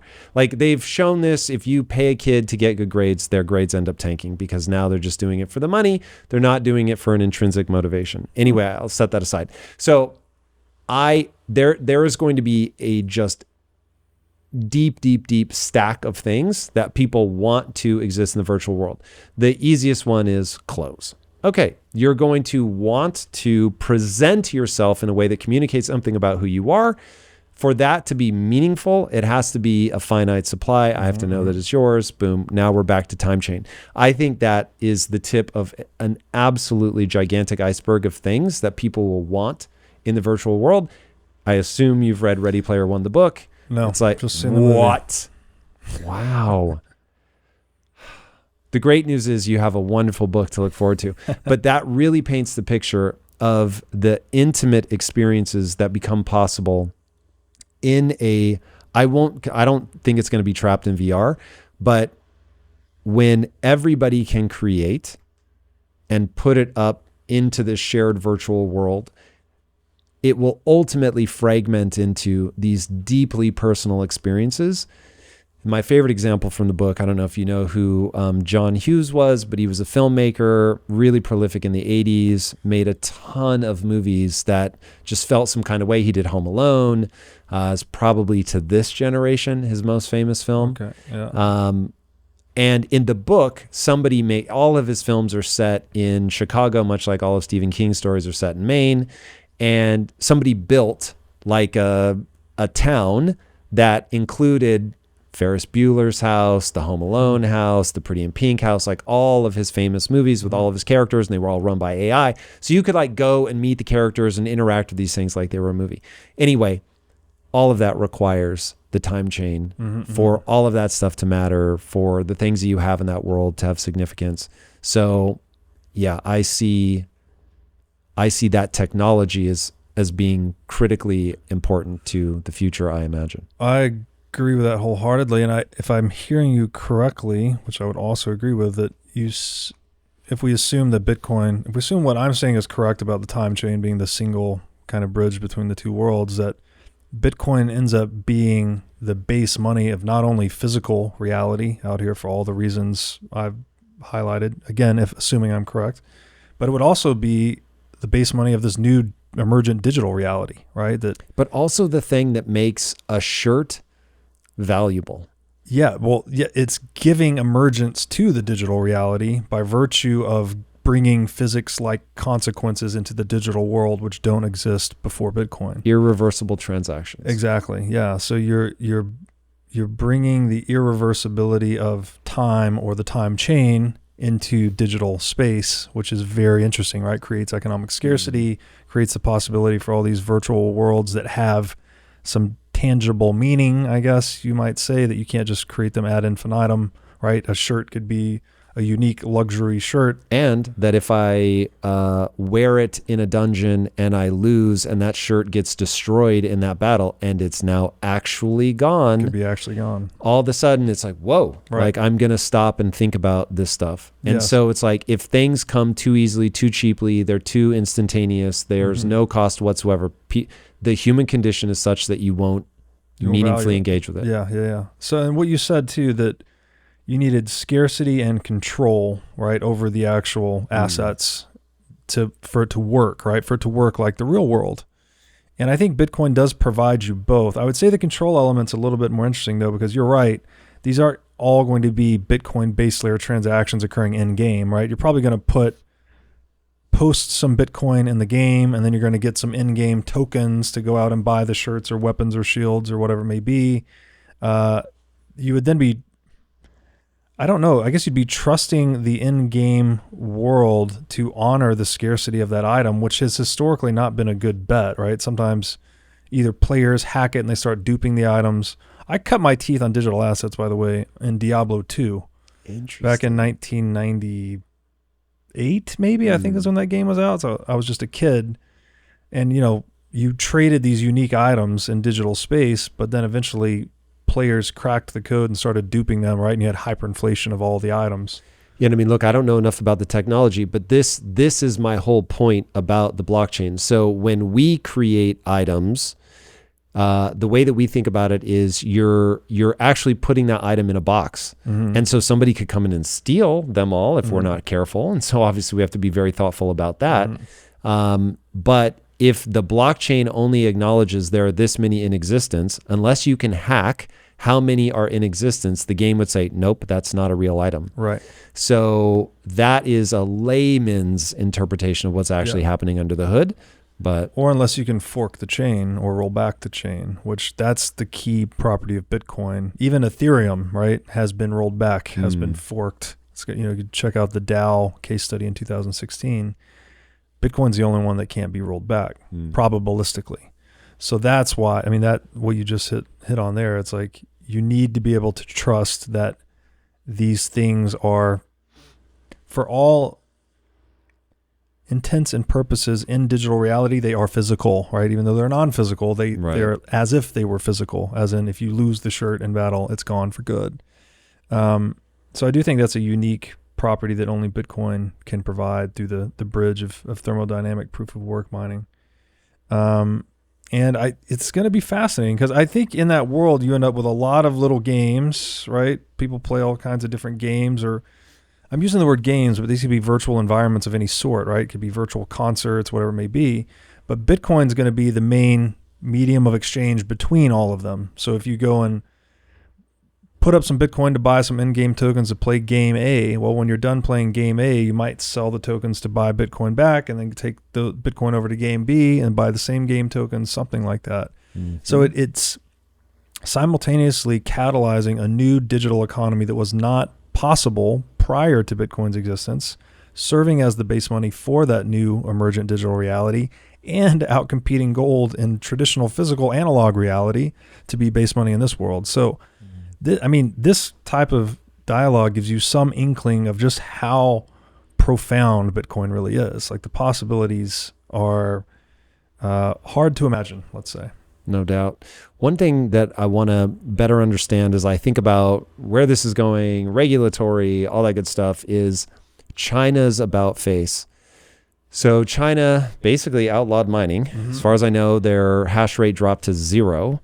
But now my understanding is that it's back up to like 21%. Yeah, I don't know that it ever dropped to 0. But how low did it go? First of all, I'm not sure how reliable the data is. And again, this is another one of those areas I'm not super certain on, but my understanding was it was at 50% and it dropped to 20%. Okay. So even when they said no more, when they outlawed it, it never went below roughly 20%. Again, I'm not sure the volatility interim, but it went from basically 50 to 20. Now, was there interim volatility closer down to 0? Perhaps. We've talked about this a bit before, but ultimately these miners, they're this big. They're shoe boxes. You unplug them from one place and plug them in another place. So there could have been a brief period where a lot of miners came offline and were shuffled into other places. But ultimately, I go back to this idea that humans follow incentives, not laws. So if there is a way, and in China specifically, due to all the central planning, they have this huge excess energy production capacity, right? These giant dams and whatnot. And they have these ghost cities, so there's not a lot of grid to sell that energy into. Well, that's a huge incentive to just plug in a miner and turn that excess energy capacity into money. I think human beings are going to follow that incentive no matter what. And again, it doesn't matter if the state says no. Well, the state's probably going to do it itself. Even if the state outlaws it, well, the people that are inside the state and can go plug in those miners to turn that excess energy into money will do so. So it's we're highlighting that amorphous kind of network dynamic that Bitcoin has, even in the physical world. Like you try to whack the mole, right? And it's like the Hydra, right? You cut off one head and 7 more pop up in its place. And that's just a property that makes it extremely anti-fragile and difficult for regulatory bodies to deal with because they're accustomed to dealing with centralized organizations, right? One building, one CEO, one guy, one team. You can just stop it.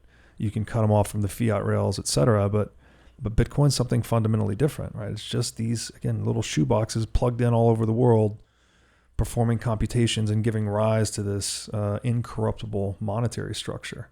So very difficult for even the most authoritarian regime probably in history at this point, right? We got 1.3, 1.4 billion people in China living under an iron fist. We should probably mention all of the human rights atrocities that are occurring in China. I'm not sure your friend that started the VC company there, he said it's been great and all of this, but they have gulags active now, right? People are getting black bagged. There's social credit score systems. Again, Alex Gladstein, who I'm talking about tonight, he's done a lot of good work on this. China's a nightmare if you're a civilian, especially if you're an outspoken civilian. So for whatever veneer of success they may have, there's a dark, abysmal underbelly of fundamental human rights violations and anti-human freedom. All right, man. This is a crazy future to be looking into. I am sure you will be at the cutting edge of all this stuff as we move forward. So where can people follow you for the latest info? Yeah, I'm at whatismoneypodcast.com. And then my biggest social platform is Twitter at Breedlove22. Love it. All right, everybody. If you haven't already, be sure to subscribe. And until next time, my friends, be legendary. Take care. Peace. Most people will lose everything unless they're prepared. Check out this interview with Ray Dalio and learn how to protect yourself financially. A lot of these things happen once in a lifetime, and if you don't go back and see how they worked over time, then you're in trouble. So